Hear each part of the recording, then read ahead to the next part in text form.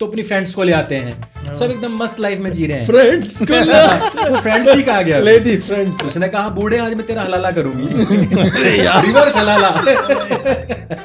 तुमने उल्टी वैसे किया या आजकल केक पे डीप थ्रोट करवा रहे हैं लोग, उसमें तुम्हें उल्टी नहीं होती है। कल वही है कि मैंने 300 रुपए दान किए, मकबरा बना रहा है मोदी, लौटाओ मेरा पैसा, ये मेरा राम मंदिर नहीं है। खुले तौर पे उसकी जिम्मेदारी ली है। मैं बहुत मतलब फैन हूँ भाई बाला साहब ठाकरे का। मेरा भी आप फैन बनिए। हाँ, मैं तो आपका तो मैं हूँ, मैं तो आपका बेबी।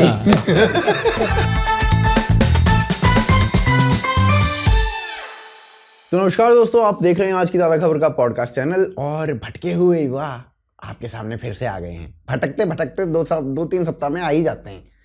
तो देखो, अभी हम बात करेंगे 3-4 मुद्दों पे। एक है कर्नाटका में जो बवाल चल रहा है, दूसरा नीतीश जी ने जो बवासीर मचा रखा पूरे बिहार में, वो किसी को समझ में नहीं आ रहा है, तो उस पर भी चर्चा करेंगे। और तीसरा मुद्दा रहेगा हमारा आज का एनिमल मूवी, और चौथा मुद्दा रहेगा राम मंदिर। तो ये 4 मुद्दों पे हम बात करेंगे। ऑर्डर ऊपर नीचे हो सकता है। हाँ। और बीच में और भी कोई मुद्दा निकल गया, क्योंकि भटके हुए है ना। सब भटका हुआ है यहाँ पे, तो भटका हुआ ही चलता रहेगा। तो सबसे पहले हम बात करते हैं कर्नाटका इशू पे। अब कर्नाटका इशू में वहाँ पे जो लैंग्वेज का चल रहा है, उसके ऊपर आपका सबसे बड़ा टेक क्या है? सबसे पहला टेक क्या है उसके ऊपर? मुझे इसके 2 एस्पेक्ट है। एक है कि लैंग्वेज की रक्षा करना बहुत बढ़िया बात है, क्योंकि जिस तरह से हम लोग देखते हैं कि महिला मैथिल है और ना अंग्रेजी बाप को आती है ना माँ को, लेकिन बच्चे को जो है why are you going there here, इस तरह करके अपनी संस्कृति को मिटाते जा रहे हैं। वैसे में हमें भाषाई आंदोलन चाहिए, लेकिन इसका दूसरा एस्पेक्ट ये है कि आप क्या कर रहे हो उसके लिए। क्या कर रहे हो कि आप जो है साइन बोर्ड्स फोड़ रहे हो, हिंसा कर रहे हो, तो सब कुछ शांतिपूर्वक तरीके से होगा। ये वाला जो है ये उचित नहीं लगता। भाषा तो जितनी है, न्यू एजुकेशन पॉलिसी आई उसमें यही है भी, और दुनिया जहान के सारे रिसर्च पढ़े हुए हैं कि आपको बच्चों को शिक्षा, प्राथमिक शिक्षा जब तक आप उसके मदर टंग में नहीं देंगे, उसका रिसेप्शन जो है और रिटेंशन जो है वो अधिक होता है मदर टंग में। उस हिसाब से भाषाई तो होना ही चाहिए। अगर आपकी भाषा है, लिपि है उसकी अलग, और उसका एक समृद्ध साहित्य है, तो उसको संजोने का हर राज्य को, हर समाज को उसका मतलब हक है, अधिकार है उनका। बट उसको पॉलिटिसाइज मत कीजिए कि आप जो है किसी को पीट रहे हो। अब जोक वोक चल रहा है कि वहाँ पे किसी ने अपने कंप्यूटर के सारे कीज निकाल के फेंक दिया, उस पर कन्नड़ नहीं था। एक ने बोला कि तू जावा में क्यों कर रहा है, कन्नड़ में कर कौन, इस टाइप का भी चल रहा है। तो यही होगा कि जब आपकी मंशा पॉलिटिकल होगी ना इसको लेकर के, कि मेरी पहचान हो जाए कि मैं ये आंदोलन लीड कर रहा हूँ, तब फिर इस तरह के मीम मटेरियल आप बन जाएंगे। उससे भाषा का कोई वो नहीं हो पाता है। हाँ, तो ये अभी इसमें एक तो अभी आप ही ट्रोल हो जाएंगे थोड़ी देर में, क्योंकि कन्नड़ आपने बोल दिया, कन्नड़ा है वो, कन्नड़ा। तो कन्नड़ा तो से कन्नड़ा ना हो जाए। हमारी हाथ जोड़ के आपसे प्रार्थना है कि हमें ट्रोल ना करिएगा इस बात पे कि वो कन्नड़ा है, हम मानते हैं वो कन्नड़ा। और दूसरी बात कि देखिए, आपका आंदोलन अगर ये होता कि हमें जो मेडिकल शिक्षा है वो आप कन्नड़ा में दीजिए, या आप हमें इंजीनियरिंग की शिक्षा कन्नड़ा में दीजिए, तो एक उसका भाव समझ में आता है, उसका अर्थ समझ में आता है। अब यदि आप किसी मेडिकल स्टोर लिखा हुआ है अंग्रेजी में या हिंदी में, उसको कह रहे हैं कि कन्नड़ा में क्यों नहीं लिखा हुआ, तो इस बात में कहीं कन्नड़ा प्रोनाउंसिएशन जो है ना वो इंग्लिश ही है। नहीं, उसमें जो देखेंगे ना, कन्नड़ा ही है, वो कन्नड़ा ही है। हमारे सुनोगे, हमें भी सुन। अच्छा, तो ये आदमी सही में भटका हुआ है भाई, हम इतने नहीं है, ये ज्यादा है। लेकिन मुझे एक बात सही लगती है कि जैसा हिंदी बेल्ट के जो राज्य हैं बहुत ज्यादा हैं, तो वहां कम से कम इन लोगों में ये नहीं है कि भाई हिंदी प्राइड को लेकर के, हिंदी प्राउड को लेकर के साइन बोर्ड तोड़ रहे हैं या कुछ भी। हिंदी में कहीं है नहीं ऐसा। नहीं, हिंदी वालों में सब नेशनलिज्म नहीं है। हाँ, कि बिहार को एक अलग जैसे करे ना, कर्नाटक राज्य है, बंगलोर राज्य ने राष्ट्र है, और बंगलोर जो है उसकी राजधानी है। हमारा एक इवन उधर के लोग यहाँ आते हैं ना, तो वो सीखते हैं इल्ले, अच्छा इल्ले। तो हम लोग उनको बल्कि वो करने लग जाते हैं। जैसे हमने फिल्म देखी है तो उसमें किसी ने सीख लिया, तो स्कूल के बच्चे मैंने देख रहा वो इल्ले इल्ले कर रहे हैं एक दूसरे को। मैंने कहा ये क्या है, बोले वो कोई फिल्म में ऐसा उन्होंने देख लिया, तो वहां से भी उसको लेने का और फिर उसको दोहराने का प्रयास भी करते हैं। वो एक अच्छा माध्यम है वो बच्चों को सिखाने का। जैसे काशी तमिल समागम हुआ, वहाँ मोदी जी ने जी। और आप यूपी में जाएंगे तो एक्चुअल में साइन बोर्ड्स पे उन भाषाओं में है। और मेरा यही कहना है कि आप किसी पे फोर्स नहीं कर सकते कोई भी भाषा, चाहे हिंदी हो, तमिल हो, कुछ भी। वो अगर जा रहे हैं हिंदी वाले, कोई बात नहीं। इधर धार्मिक स्थल जितने सिटीज हैं वहां पे आप 18 भाषाओं में साइन बोर्ड दीजिए, बिल्कुल, जहाँ पे जाने। क्या है भाई, इतना बड़ा लगा रहे हो तो उसको लंबा कर दो, और क्या समस्या है? इससे कम से कम उन्हें तो लगेगा ना कि हम रिसेप्टिव हैं। और हमारे नेता जो है इनको बिना काम का गाली देते हैं, तो वो एक बढ़िया तरीका है। फिर स्कूलों में आप पढ़ाओ ना, तमिल कन्नड़ पढ़ाओ उत्तर भारतीय स्कूलों में, क्या समस्या है? मैं तो कहता हूँ हर बच्चे को कम से कम 2-3 भाषाएं जो है पढ़ाई जानी चाहिए बचपन में, जो उसके नेटिव लैंग्वेज और हिंदी से अलग। हाँ, ये नहीं कि इंग्लिश और फ्रेंच। अच्छा, ये तमिलनाडु वाले एक मंत्री ने भी कहा था ये बिहारियों के लिए ऐसा ही, ये टॉयलेट अलग साफ ही, करते हाँ, हैं, अलग ही सिस्टम चल रहा है। तो वो तो 4 साल पुराना एक भाषण था उसका, दयानिधि का ही था। और उससे इतर अभी लैंग्वेज के ऊपर अगर मैं तमिलनाडु में जाऊं तो तमिलनाडु में जितने भी इनके सीएम के बच्चे हैं, मिनिस्टर्स के बच्चे हैं, वो हिंदी सीखते हैं। लेकिन जो आम नागरिक है, कॉमन पीपल हैं, उनको रोकते हैं कि नहीं नहीं आप हिंदी नहीं सीखिए, क्योंकि इनको हिंदी सीखना इसलिए आवश्यक है कि ताकि ट्रेडिंग जो है, जो पैन इंडिया ट्रेडिंग है, वो तो मात्र हिंदी में ही हो रही है ना। हिसाब से अगर देखें तो हिंदी एक ऐसी लैंग्वेज है जो पूरे भारत को ऑलमोस्ट जोड़ रही है, सब समझते सब है। हाँ, अब इनको रोका इसलिए जाता है ताकि पॉलिटिक्स चमक जाए। तो गेम सारा पॉलिटिक्स का है। लेकिन पॉलिटिक्स से इतर हट के आप कहोगे कि हमें पढ़ाई में कन्नड़ा चाहिए, हमें पढ़ाई में तमिल चाहिए, तो हम उसका सपोर्ट पूरी तरीके से करेंगे। और पैरेलली आपका अगर ये होता है कि भाई जो हिंदी थोपी जा रही है, कोई नहीं थोप रहा भाई हिंदी, तो कोई नहीं रहा। कौन थोप रहा है? हम ही कितना बोलते हैं हिंदी। अब मैं और अंकुर भाई बात करते हैं कभी, तो हम हरियाणवी में बात करते हैं। आप अगर अपने किसी अब आप तो बिहार से आते, तो आपके साथ हम हिंदी में बात कर रहे हैं, अदरवाइज हम दोनों तो हरियाणवी में बात कर रहे हैं। तो आप किसी बिहारी से मिलेंगे तो आप बिहारी में बात करेंगे, या जो भी। और नॉर्मली भी हम हिंदी में नहीं, उसमें बहुत सारे मिक्स होते हैं, जैसे उर्दू हो गया, इंग्लिश ज्यादातर बोलते हैं। हिंदी तो कहाँ ही है हिंदी के बारे में तो यह है कि हिंदी ऐसी माता है जो अपने पुत्रों के बाद आई है जी। हिंदी आई और उसने राजस्थानी को अपने में ले लिया, हरियाणवी को ले लिया, ब्रज भाषा को ले लिया, अवधी को ले लिया, मगही को ले लिया, भोजपुरी को, मैथिली को, इन सारी भाषाओं को बोली बता करके प्रचारित किया। मुझे हिंदी से कोई समस्या नहीं है। और हिंदी के लिए मतलब मैंने जितना मतलब ऑनलाइन किया है, तो उस हिसाब से मैं केवल ये बता रहा हूँ कि भाषाएं जोड़ने का माध्यम होते हैं, वो तोड़ने का माध्यम नहीं हो सकती। एक अधिक भाषा आप सीखोगे, वो आपकी सहायता ही करेगी आने वाले समय में। उससे आपको किसी भी प्रकार का नुकसान नहीं होने वाला। नुकसान वही वो बेटियार और इस तरह के लोग जो है वो सब करते हैं। पॉलिटिक्स को नुकसान हो सकता है, वो भी द्राविडियन पॉलिटिक्स को नुकसान हो सकता है, अदरवाइज कोई नुकसान नहीं है किसी भी भाषा। एग्जैक्टली यार, नुकसान कहाँ है? पॉलिटिक्स को नुकसान नहीं, वो उन्होंने इसको एक विषय बना लिया है कि हिंदी हम पे थोपी जा रही है। हिंदी कैसे कोई तुम पे थोप देगा? तुम बोलना नहीं चाहो, कौन तुम्हारे माथे पिस्तौल रख के? तो उनको एक विषय चाहिए हेट्रेड के लिए। नॉर्थ साउथ डिवाइड में ये जो हेट का एक एंगल आता है, हिंदी भाषी, हिंदुस्तानी और ये सब करके, तो वो वही द्रविडियंस में भी जो क्रिप्टो क्रिश्चियन टाइप के लोग हैं ना, उस तरह के लोग इस तरह की चीजों को प्रमोट करते हैं। अब ये देखो, आप उर्दू की बात करें, पाकिस्तान की बात करें, तो पाकिस्तान उर्दू का जो बना जो सब मेरठ के आसपास हुई, उसकी जो व्याकरण है वो खड़ी बोली है। वो जो हरियाणवी की खड़ी बोली है, जो मेरठ में खड़ी बोली बोली जाती है, वो उसकी व्याकरण है। अब उर्दू वहां पे डिजाइन हुई, बोल कौन रहे हैं? पाकिस्तान के पंजाबी, उनसे बोली भी नहीं जा रही है, पर वो बोल रहे हैं, उन्होंने नेशनल लैंग्वेज कर। उर्दू मुझे लगता है वही यूपी के ही कुछ शहरों में अच्छी उर्दू बोली जाती है।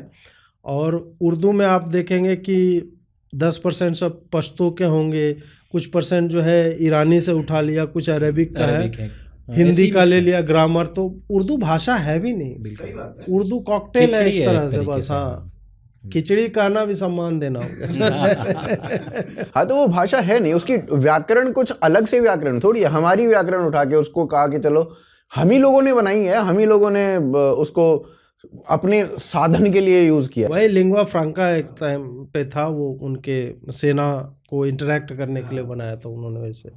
तो भाषीय स्तर से हट के, अरे अंकुर भाई आप भूल नहीं रहे हो यार, आप तो पिछले बार मैंने इनको हड़का दिया था, इसलिए इस बार जो है बोल रहे कि नहीं साला मैं बोलूंगा ही नहीं। पिछली बार का पॉडकास्ट 75% अंकुर भाई खा गए थे।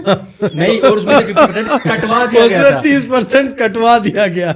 और अभी भी ये अभी भी मुझे पहले ही यहाँ बैठाया इसलिए गया था कह के कि आप चुप रहोगे, आप ऐसा करो कि खीर चूरमा ज्यादा खाओ ताकि आप सुस्ती में नींद आ जाए आपको बीच और में। आप बीच में सो ही जाओ। हाँ, और बिल्कुल, इवन मेरे बीच में, और ये दोनों तरफ इन्होंने पेड़ इसी तरह से लगाए हैं कि मैंने देख भी नहीं पा रहा, चुप कोई रहो। आई कांटेक्ट भी नहीं हो रहा है, तो मैं सो ही जाऊंगा थोड़ी देर में, तो मैं इसलिए चुपचाप बैठा हूँ। बहुत सही। ऐसा मत करो, आप नहीं बोलोगे तो पॉडकास्ट आधे घंटे में खत्म हाँ, हो सही जाएगा। सही बात है। हाँ, हाँ। मैं बीच में मैं एक आइटम सॉन्ग कर दूंगा, टेबल पे खड़े होकर नाच दूंगा, लहरिया लुटाए राजा। फिर ठीक है। तो हाँ। चलिए अब एनिमल पे बात करें। मतलब मेरे ख्याल से अंकुर भाई यहाँ पे बैठे बैठे सबसे ज्यादा उत्सुक वही आदमी है कि मैं एनिमल पे बात करूंगा। मैंने कहा पता नहीं कौन सा एनिमल जाग गया है इनका, आप पहले एनिमल पे बोलो, उसके बाद कुछ और बात करेंगे। भाई बिल्कुल भी ऐसा नहीं है, मेरे भाई ने 1.5 घंटे का इस पे पॉडकास्ट कर लिया ऑलरेडी। मतलब फिल्म 3 घंटे की है, 1.5 घंटे का पॉडकास्ट रिलीज होने वाला है, और ऊपर से ये कह रहे हैं कि 1.5 घंटे के बावजूद भी मेरे दिल में ऐसी बहुत सारी हसरत थी जो मैं पूरी नहीं कर पाया। तो कह रहे हैं कि 4 घंटे तो मैं इसमें बोल सकता हूं, ऐसी अच्छी फिल्म है। तो मुझे लगता है कि मुझे तो आप चुप रहने दो। मेरा तो लास्ट का आधे घंटे का रोल है, वो भी चुप रहने का। ये शुरुआत के 3 घंटे नहीं बोलने दो उस पर। अच्छा, तो एनिमल के मतलब आपके अनुसार अजीत भाई क्या क्या पॉइंट्स हैं जो जिसके ऊपर चर्चा होनी चाहिए और लोगों को वो चीज़ समझनी चाहिए? क्योंकि बहुत सारे लोगों को अभी वो पॉइंट्स पता नहीं है। जब आप पिछली बार आए थे यहाँ पे तब मैं कुछ विषय के बारे में, उसी के विषय के बारे में आपसे डिस्कस भी कर रहा था, और आपने तब तक देखी नहीं थी फिल्म। अब देखने के बाद और उन पॉइंट्स को कंसीडर करते हुए आप किन किन बिंदुओं पे बात करना चाहेंगे वहाँ पे? एक तो ये है कि फिल्म मेकिंग के 2 एस्पेक्ट होते हैं। एक होता है कंटेंट, मतलब आपकी स्टोरी क्या है, और एक होता है फॉर्म, आप उसको ट्रीट कैसे करें। टेक्निकल एस्पेक्ट जो होते हैं जिसमें आपके साउंड डिज़ाइन आ जाएगा, एक्शन कोरियोग्राफी आ जाएगी, सिनेमेटोग्राफी आ जाएगी, और फिर गानों का किस तरह से यूज किया गया, ये सारी चीज़ें जब आती हैं तो फिल्म मेकिंग के एस्पेक्ट से वो पिछले 20-25 सालों में जितनी फिल्में बनी है उसमें से ये टॉप 5 में या टॉप 2-3 में आएगा, फिल्म मेकिंग एस्पेक्ट।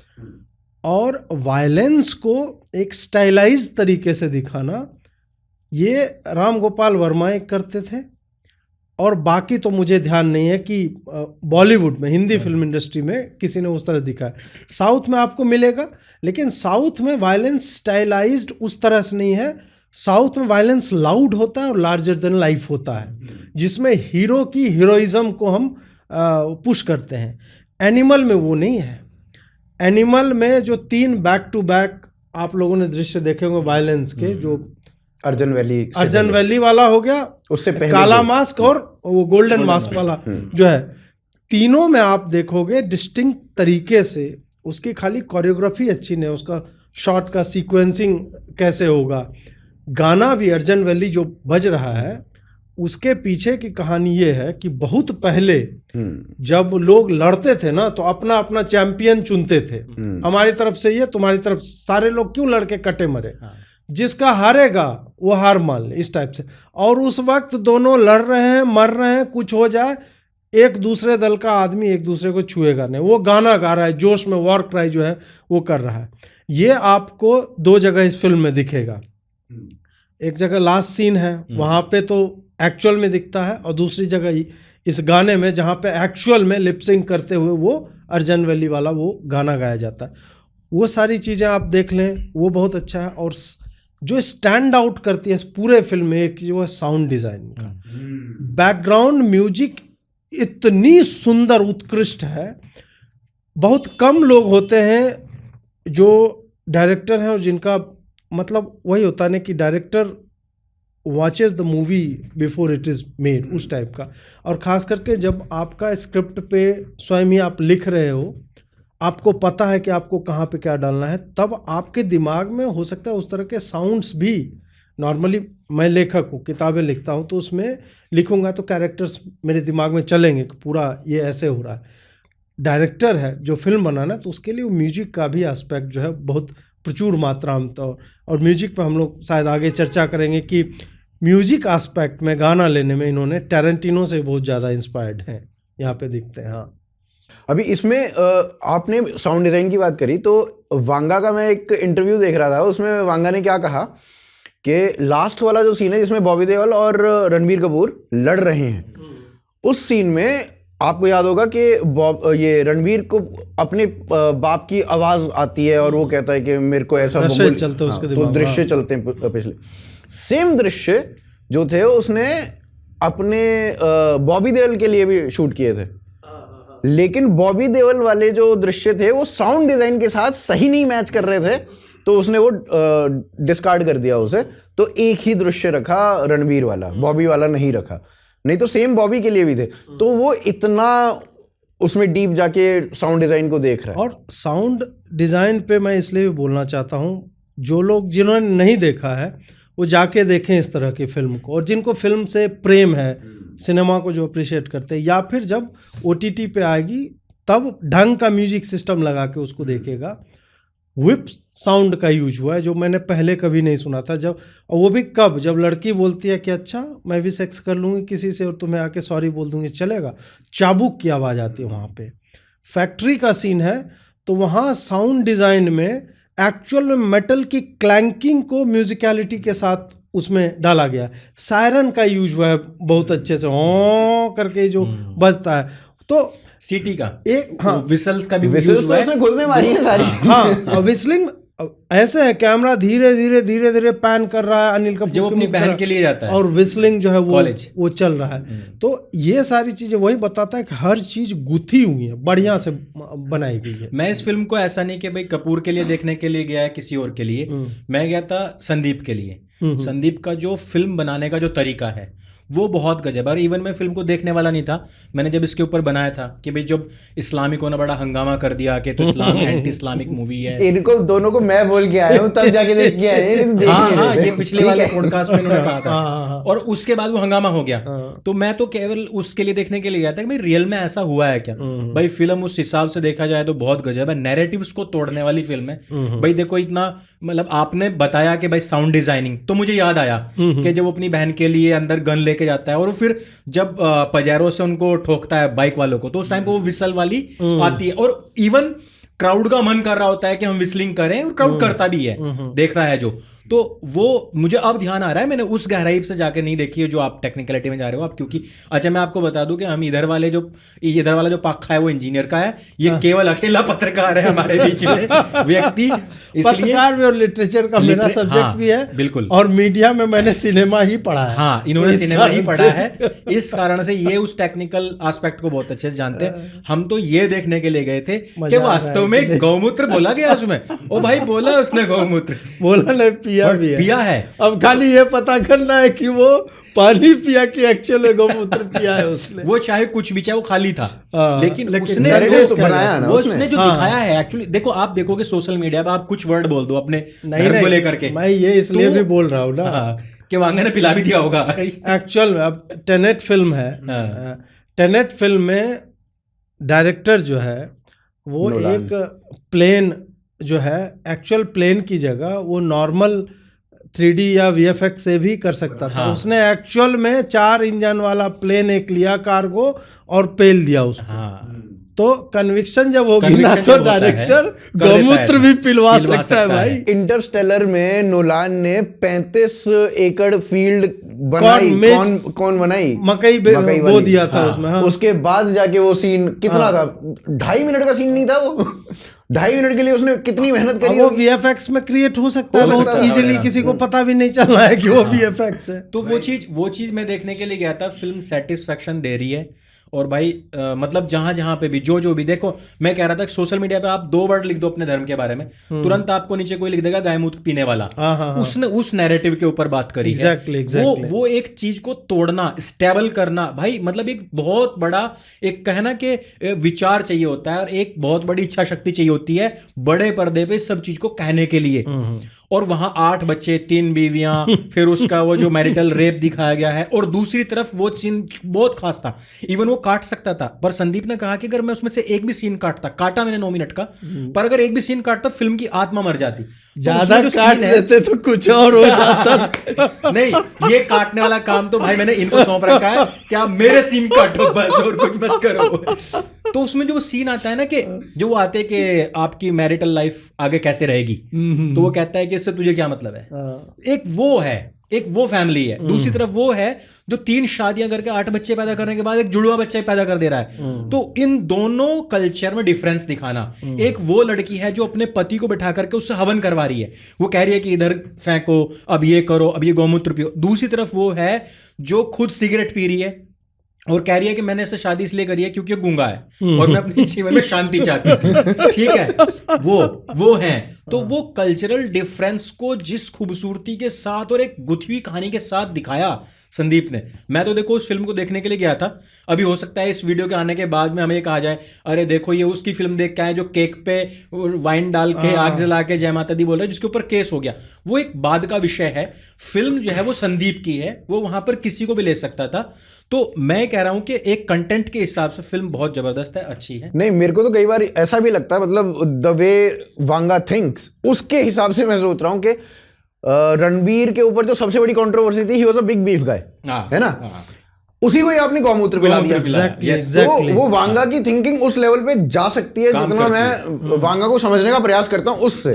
क्योंकि यज्ञ अनुष्ठान हमने भी बहुत किए, गौमूत्र तो नहीं किए, पंचगव्य बनता है, ये सब होता है, लेकिन गौमूत्र का शॉट लेना वो अपने आप में वो वांगा इसमें है ना कि he is out and out to offend somebody. और वो कौन लोग हैं जिनके बारे में बोलता है कि ये इलिटरेट हैं। और सही में जो लोग फोन करके आइनॉक्स से, पीवीआर से पूछते हैं तुम्हारी कलेक्शन कितनी हुई, तुम यार फिल्म रिव्यूअर कैसे बन गए?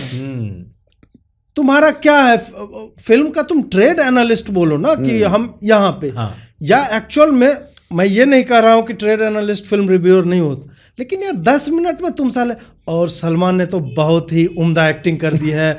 और जब आप देखेंगे निर्देशन, साले निर्देशन होता क्या इन लोगों को पता नहीं है। ये खाली बोल देंगे कहानी ये है दोस्तों, 5 मिनट इनका कहानी में जाता है, 3 मिनट ये नाच कौन सा बढ़िया फिल्माया गया और हीरो ने क्या गजब की बात कर दी, जैसे पैसा मिला उस हिसाब से।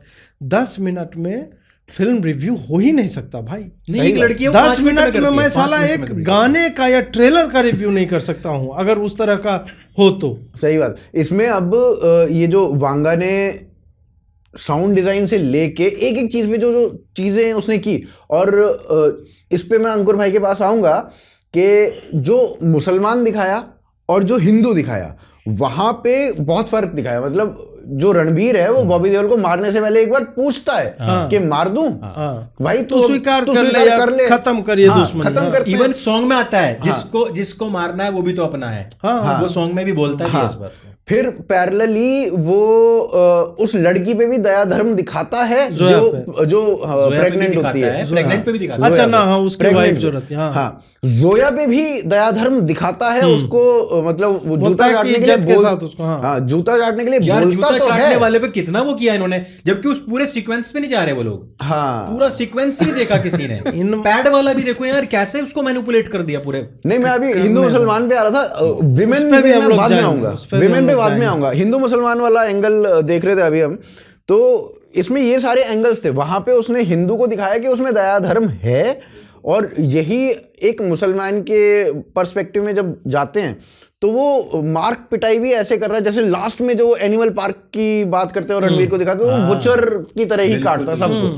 तो रणबीर ऐसे नहीं करता है, जो पहला वाला एनिमल वाला होता है जो रणबीर, वो ऐसे नहीं करता रणविजय।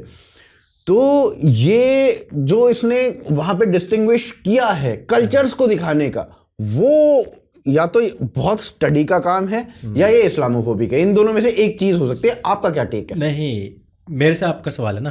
देखो, इसमें जब संदीप से बात पूछी गई थी तो संदीप ने भी ये कहा था कि भाई जब तिलक वाले को दिखाया जाता है तब आपको प्रॉब्लम संदीप के भाई ने कहा था। हाँ, संदीप के प्रणय भाई ने कहा था, प्रणय ने बात और बोली इससे पहले रोहित शेट्टी ने भी ये बात बोली। हाँ, ये बात रखी है कि भाई तब आपको दिक्कत नहीं होती क्या।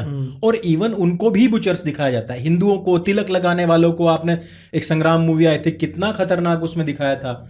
सारी फिल्मों में अभी तक ये दिखाया गया कि उनको कोई दया धर्म नहीं है, कोई लड़कियों का भी, इवन उनकी इज्जत का भी कोई ख्याल नहीं है। ये तो वही बॉबी देओल है ना जिसने भी आश्रम बनाए, 3 पार्ट उसके आ चुके हैं। उसमें आप देख रहे थे, तब तक बॉबी देओल बहुत अच्छा था, और जैसे ही वो अबरार बन गया तो वो बहुत बुरा हो गया।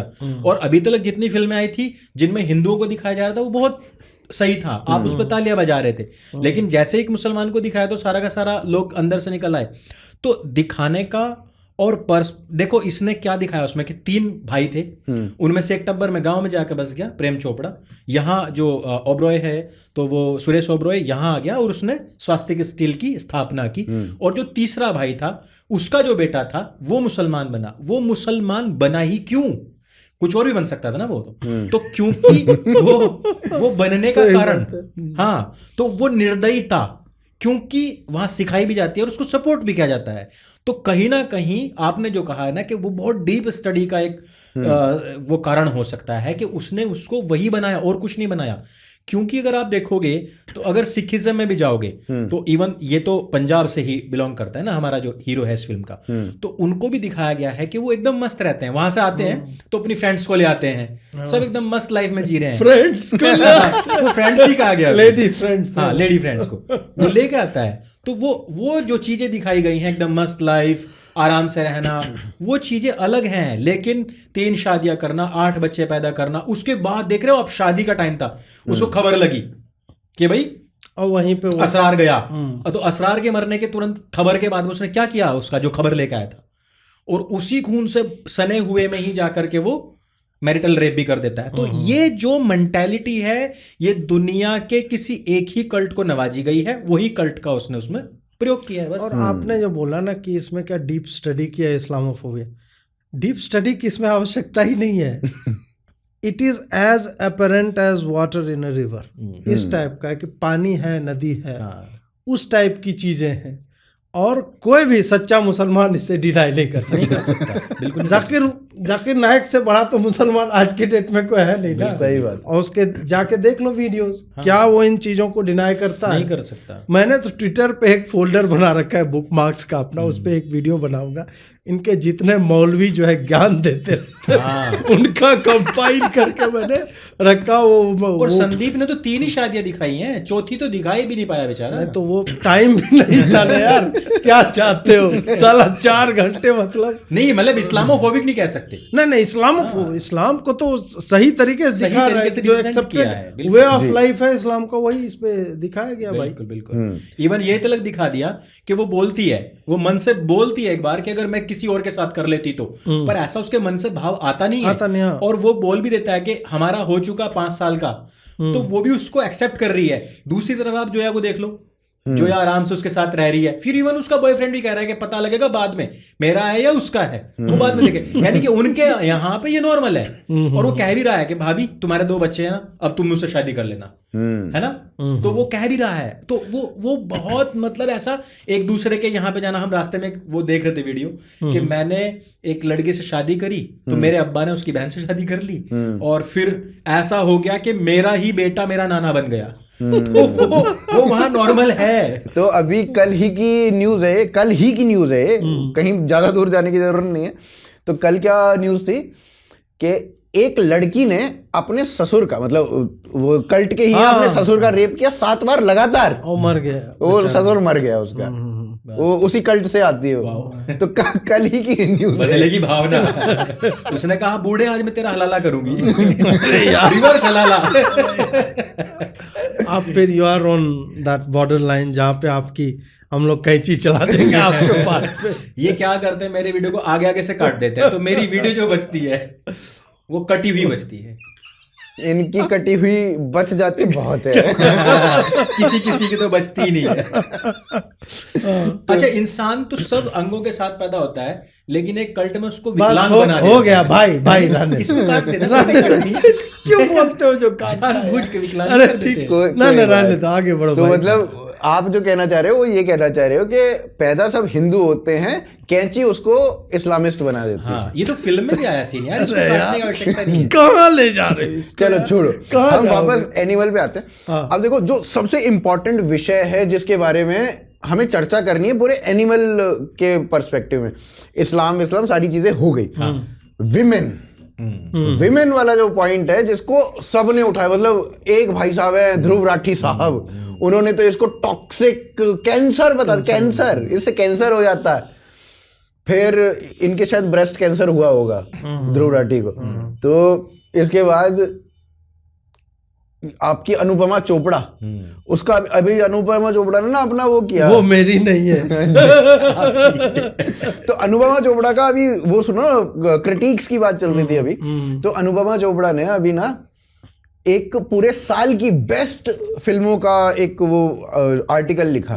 उसमें क्या है कि अनुपमा चोपड़ा ने उस आर्टिकल में 5वें या 6ठे नंबर पे जो बेस्ट फिल्म है पूरे साल की, वो है वो आलिया भट्ट और उसकी रॉकी और रिक्की की प्रेम कहानी। हाँ, अरे रॉकी और भाई रानी साहब, की प्रेम कहानी। मैं कहा ये तुम्हें पूरे साल में सबसे अच्छी फिल्म लगी, that is and pan India है वो। पैन इंडिया मतलब मलयालम भी और तमिल भी और सब में मिला के तुम्हें ये सबसे अच्छी लगी, ये तुम्हारा टेस्ट है। वही वो और बता, टेस्ट नहीं उसका विजडम वो है सिनेमा को देखने का, उसका डेप्थ ये है जो मतलब आगे बढ़िए, आप आगे गाली में आगे दूंगा, आप पहले अपनी बात। हाँ, तो अब एनिमल में विमेन को किस तरीके से दिखाया गया है, इसके ऊपर अनुपमा चोपड़ा फिर आगे बोलती है। उसमें उसने बोला कि 1 स्टार दिया पहले तो, और उसके बाद कहा कि जब तक ये फिल्म समाप्त हुई उसके बाद मैं और मेरी ही तरह की अन्य महिलाएं उन्होंने उल्टी कर दी देख के। तो महिलाओं के ऊपर इतना घटिया टेक है एनिमल में, आप दोनों का क्या विचार है? नहीं, मैंने पूरी फिल्म देखी। अब वही है ना कि जो रामचरितमानस या रामायण पढ़ेगा वो शूर्पणखा का एपिसोड निकाल के बोलेगा ये तो एंटी वुमेन है। बात यह है कि संदेश क्या जा रहा है उससे। क्या संदीप रेड्डी वांगा ने जो भी पोर्ट्रेल किया वुमेन का, चाहे जोया के रूप में हो, रश्मिका मंदाना हो या फिर बाकी हो, उसमें क्या कहीं पे ये इन्फोर्स दिखा है कि सबको इसी तरह का होना चाहिए? नहीं है ना भाई। जब ऐसा नहीं है and you have the wisdom, आपके पास फ्री विल है सोचने का, तुमने उल्टी वैसे किया या आजकल केक पे डीप थ्रोट करवा रहे हैं लोग, उसमें तुम्हें उल्टी नहीं होती है। तुम्हारे मतलब फिर मैं उस सारा अश्लील उसमें नहीं जाऊंगा, शब्दावली में जो पॉर्न हब पे यूज होता है, इनका जीवन पॉर्न हब है और बाहर में ये अपने आप को कि नहीं नहीं मैं तो बहुत ये वुमेन में क्या मतलब मिस ट्रीटमेंट कहाँ पे दिखा दिया गया। पैड्स के बारे में चर्चा हो गई वहां पे, साला ठीक है ये एक नेचुरल प्रोसेस है मेंस्ट्रुएशन, हम महिलाओं का सम्मान करते हैं वो जब चाइल्ड बियर करती है और बच्चों का भरण पोषण करती है अपने घरों में अपनी माँ और बहन के लिए, क्यों लोग मतलब मारने काटने के लिए क्यों तैयार हो जाता है? ये रेस्पेक्ट है। तुम उसको बोलोगे नहीं वो तुम्हारी प्रॉपर्टी है इसलिए, जबकि प्रॉपर्टी महिलाएं हमें अपना सोचते, मेरा पुत्र, मेरी माँ या मेरा भाई, मेरा पति, और वो एक्सपेक्ट करती है कि हम उनके लिए खड़े रहें। और ये बहुत ही क्या बोलते हैं परस्पर संबंध है किसी भी जीव का दूसरे जीव के साथ, सिंपल है, अक्रॉस द स्पीसीज आपको दिखेगा। बिल्कुल। ये यहाँ पे दिखा दिया और वो बोल दिया कि साला मेरा पाइप लगा हुआ है, तो इस पे लेवल प्लेइंग फील्ड अब हुआ ना कि मैं रोज ये अब बदल रहा हूं, 50 बार करता हूं। और क्या मेरे पिता जो सर्दियों में गेहूं में पानी पटा रहे होंगे, उठते हैं 4 बजे जाते हैं, या कोई वेजिटेबल सेलर है जो आजादपुर में 4 बजे उठ के मंडी से जाता है लाने के लिए अपने परिवार का भरण पोषण, उसको कष्ट नहीं होता है। मतलब तुम मेंस्ट्रुअल 3 दिन का तुमको पेन हो रहा है और वो हर दिन साला जब से पैदा हुआ है होश संभाला है वो अपने परिवार के भरण पोषण के लिए इतना कर रहा है, वो कष्ट नहीं। कष्ट केवल साला मेंस्ट्रुएशन ही है। और हम कहाँ कर रहे हैं कि वो कष्ट नहीं, हम स्वीकार रहे हैं उसको। तुम इस बात को नहीं स्वीकार रहे हो कि मेल भी बाहर जा रहा है, उसके अलग तरह के कष्ट होते हैं। उसके बाद जो बाद में टॉक्सिसिटी कि नहीं ये अल्फा मेल है फलाना ढिमका है, भाई फिल्में सामान्य लोगों के जीवन पर नहीं बनती हैं कि अजीत भारती हैं वो पॉडकास्ट कर रहे हैं इस पे अब फिल्म बना, क्या फिल्म बनेगी इस पे? जब तक पॉडकास्ट कर रहे हैं उसने चाकू उठा के अंकुर को घोंप नहीं दिया, ये फिल्म का मटेरियल है। तो उसमें मेरे नेगेटिव शेड भी आएंगे, पॉजिटिव भी आएंगे। कौन माँ एनिमल देख के बोले कि मेरे बेटे को रणवीर कपूर टाइप का होना चाहिए? कोई नहीं चाहेगी भाई, वो पर्पस नहीं है।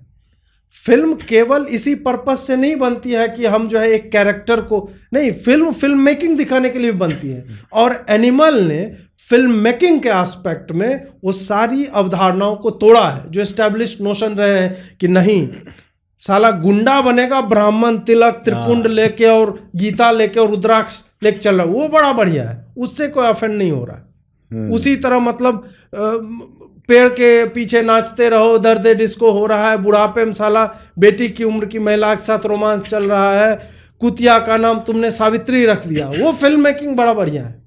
और कोई आदमी एक्चुअल में किसी की लाइफ ऐसी रही होगी।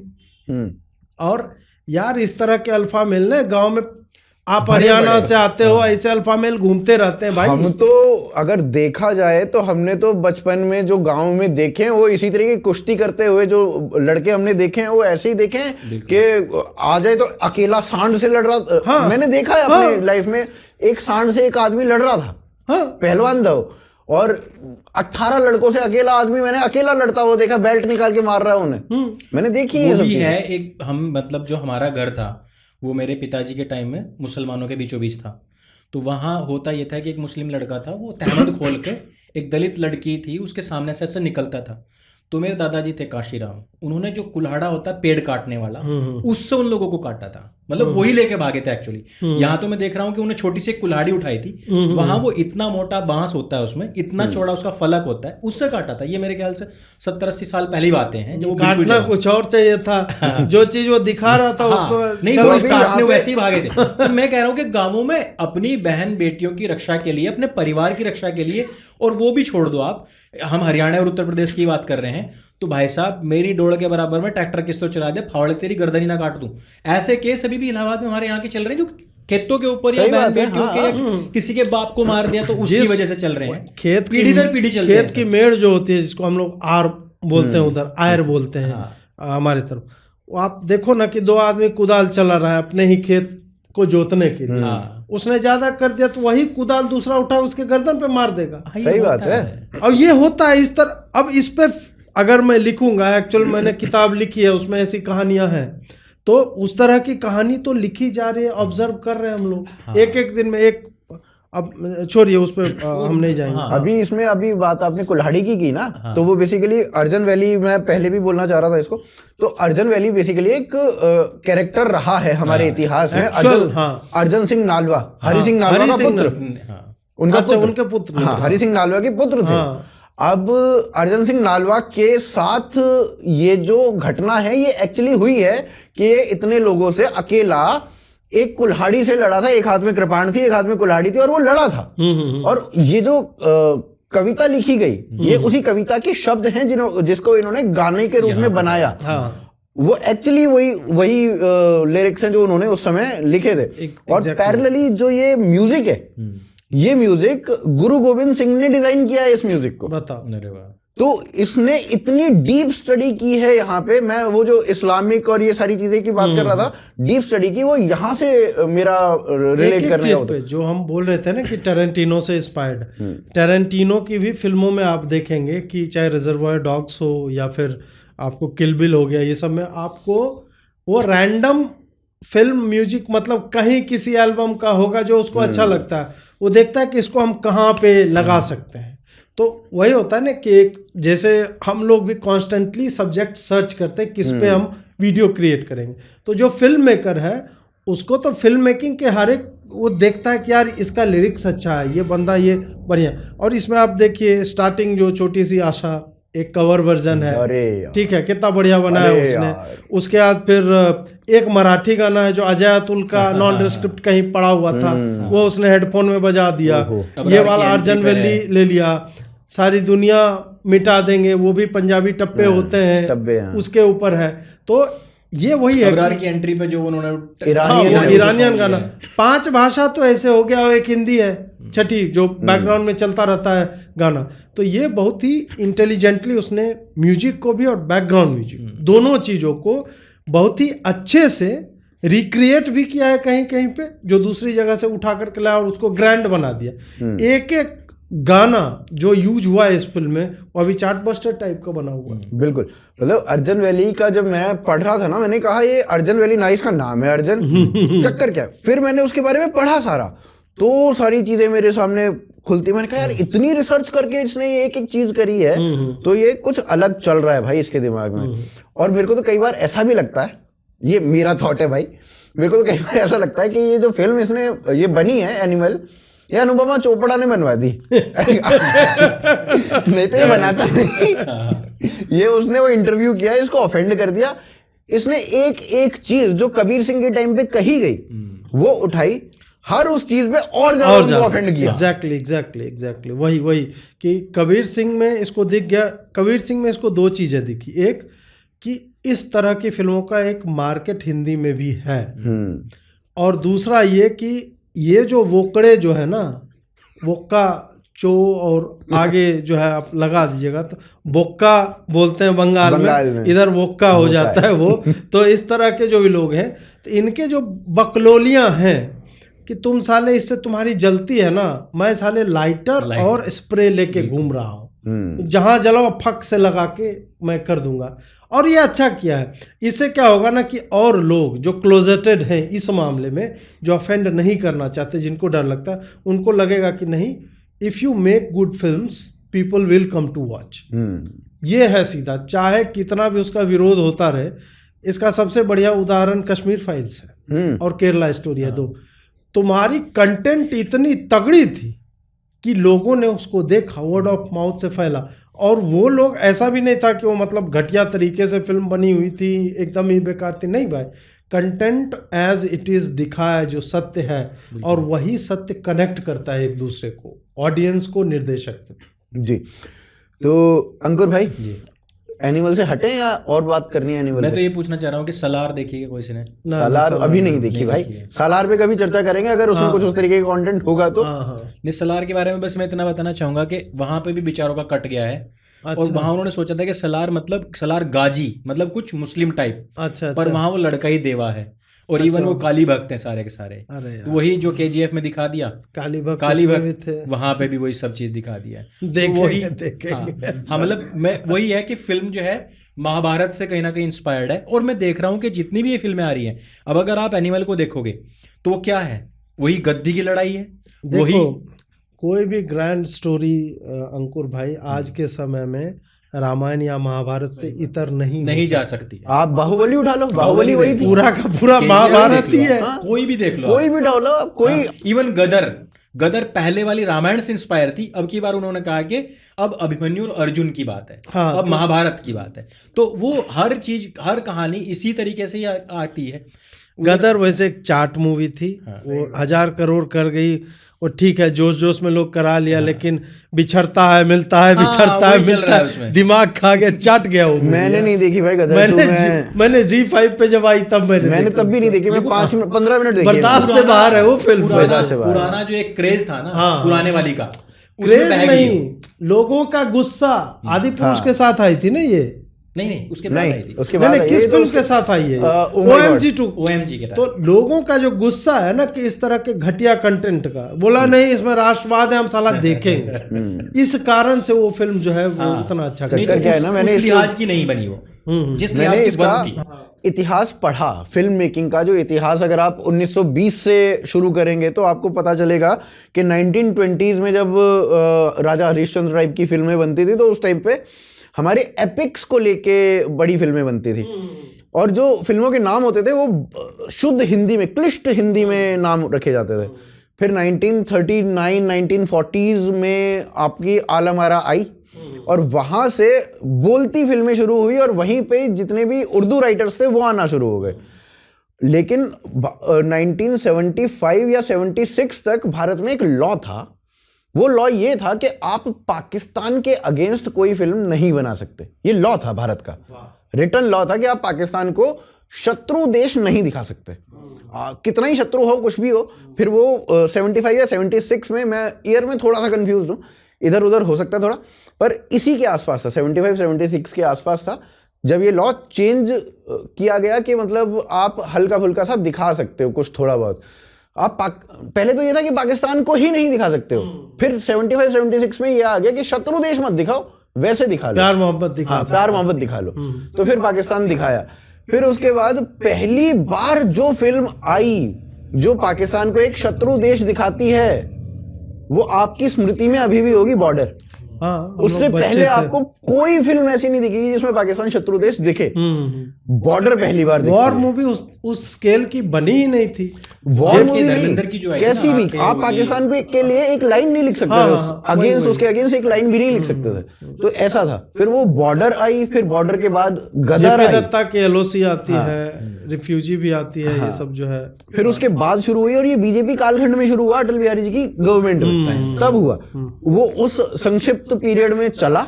फिर उसके बाद फिर तो पाकिस्तानी आर्टिस्ट यहाँ पे आने शुरू हो गए। सनी देओल को मेरा तो सपोर्ट करने का एक रीजन ये है कि एक बार क्या हुआ था कि वो है ना कि संजय गुप्ता है, कौन है वो क्विंट वाला, हाँ गंजा जो है, गंजा, तो उसने एक पूरा वीडियो बनाया था कि सबसे पहली बार आतंकवादी या गुंडा दिखाने का जो काम था और इस्लामिक पहचान के साथ, वो सनी देओल की फिल्मों से स्टार्ट हुआ, जो जिनमें वो प्रोड्यूसर्स हुआ करता था।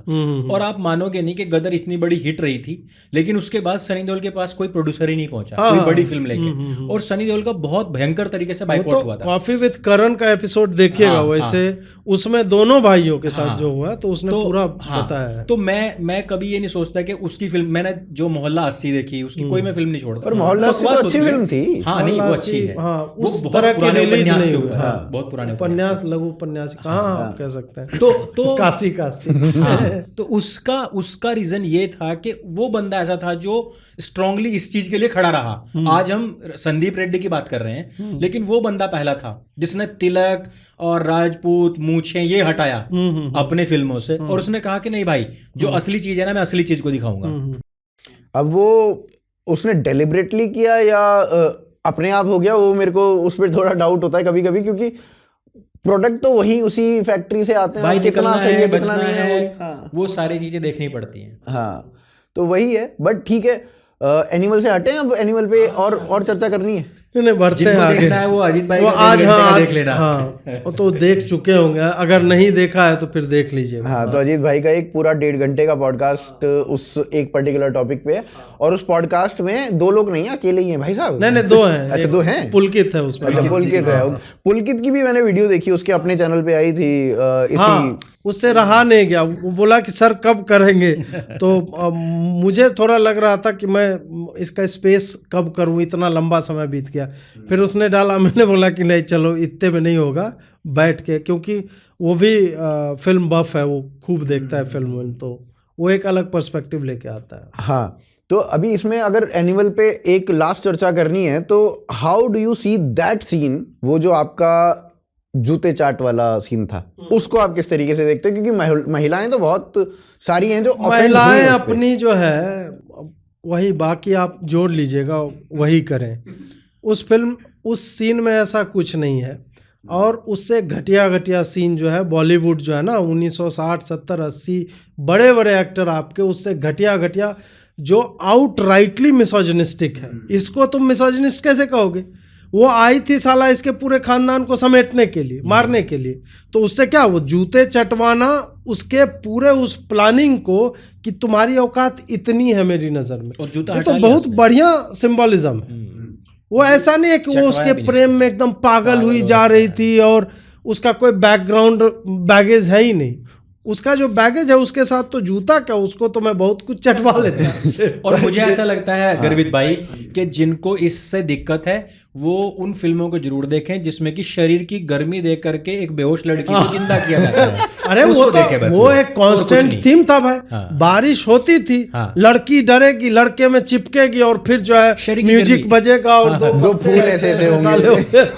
डॉक्टर की आवश्यकता ही नहीं है, मतलब तुम्हें निमोनिया हो गया, शरीर की गर्मी देनी है भाई, बस कपड़े निकालो, शरीर की गर्मी देनी है, तो वो उन सीनों को देकर खत्म करें, बस बात करें। हाँ, तो अब इसमें एक ना सबसे इम्पोर्टेंट चीज जो इसने दिखाई है अभी यहाँ पे, वो बहुत लोग मिस कर गए इस सीन के बाद ना।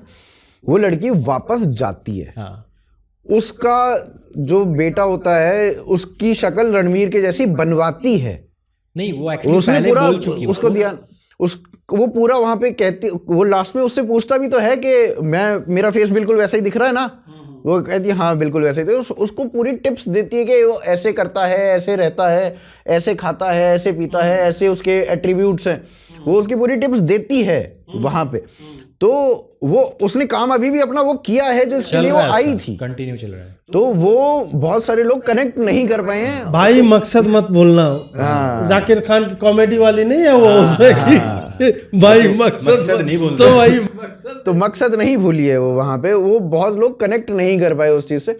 अब मेरे को एक चीज और भी लगता है, बॉबी देओल की डिमांड भी रही है ये, और जैसे जोकर आया आपका उसमें से द डार्क नाइट में से जोकर निकल के उस पे एक अलग फिल्म बनी जोकर की, तो क्या अबरार की एक अलग फिल्म देखते हैं आप? नहीं, बननी चाहिए।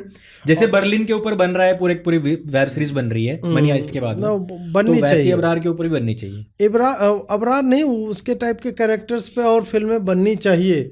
लोगों को पता तो चले कि सच्चा इस्लाम है क्या, और इस्लाम का मैसेज बाहर जाना चाहिए भाई। क्योंकि आश्रम में बॉबी देओल ने अगर वो चीज दिखाई है तो उसका निजी धर्म भी ये बनता है वो वेब कि वो सीरीज अबरार के बनाया बारे में भी उसमें। दिखाए, अबरार वेब पे वेब बनाए। सीरीज बना। इवन ये पाप तो प्रकाश झा को धोना चाहिए, उसको खुद करना चाहिए ये काम कि बॉबी देओल को लेकर के एक अबरार नाम की एक वेब सीरीज बनाए, बकायदा उसके 4-5 सीजन निकाले। प्रकाश झा तो हमारे स्कूल के सीनियर हैं, मेरे स्कूल के, सैनिक स्कूल के। तो आप बताओ क्यों कर सकते कैसे हैं? कैसे लोग पैदा किए भाई हैं? इस बात के लिए तो आपको सार्वजनिक रूप से माफी मांगनी चाहिए।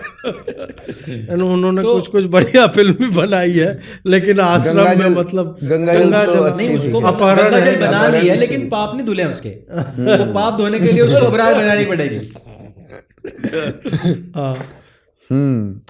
तो चलिए अब एनिमल से इधर आगे चलते हैं और बिहार की बात करते हैं। भाई क्या चल रहा है बिहार में, क्या क्या बकचोदी हो रही है बिहार में? मैं लंबे समय से बोल रहा हूँ कि 3 ही ऑप्शन है जदयू के पास। पहला है कि विदाउट नीतीश भाजपा के साथ मिले और भाजपा का सीएम बने स्टेट में, ये है एक ऑप्शन। दूसरा, नीतीश यदि अड़ जाते हैं तो पार्टी में 2 फाड़ हो जाएगा, और वही अभी होता हुआ दिख रहा है, क्योंकि अमित शाह जो है लंबे समय से बिहार आवागमन उनका होता रहा है, महाराष्ट्र शिंदे। हाँ, तो वही वो मतलब कि उनकी पार्टी का वो हाल कर दिया जाए जो शिवसेना और एनसीपी का है, कि 3/4 विधायक और सांसद जो है वो सिंबल, आप अपना तीर लेके घूमते रहो और बाकी लोग ही। अच्छा, उनका तीर धनुष था, इनका तीर है। तो वो तेल लगाओ और ले लो, वो ऐसे कर ले। और तीसरा है कि नीतीश मतलब स्वेच्छा से उनके जो भी, क्योंकि यार 17 जो सांसद बने हैं उनको भी पता है किसके चेहरे पे वो सांसद बने। सही बात है, ठीक है।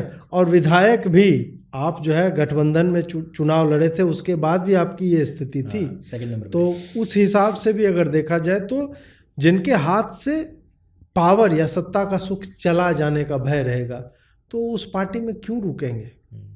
ये भी है, अनलेस आपके पास सीडीज हो उनकी।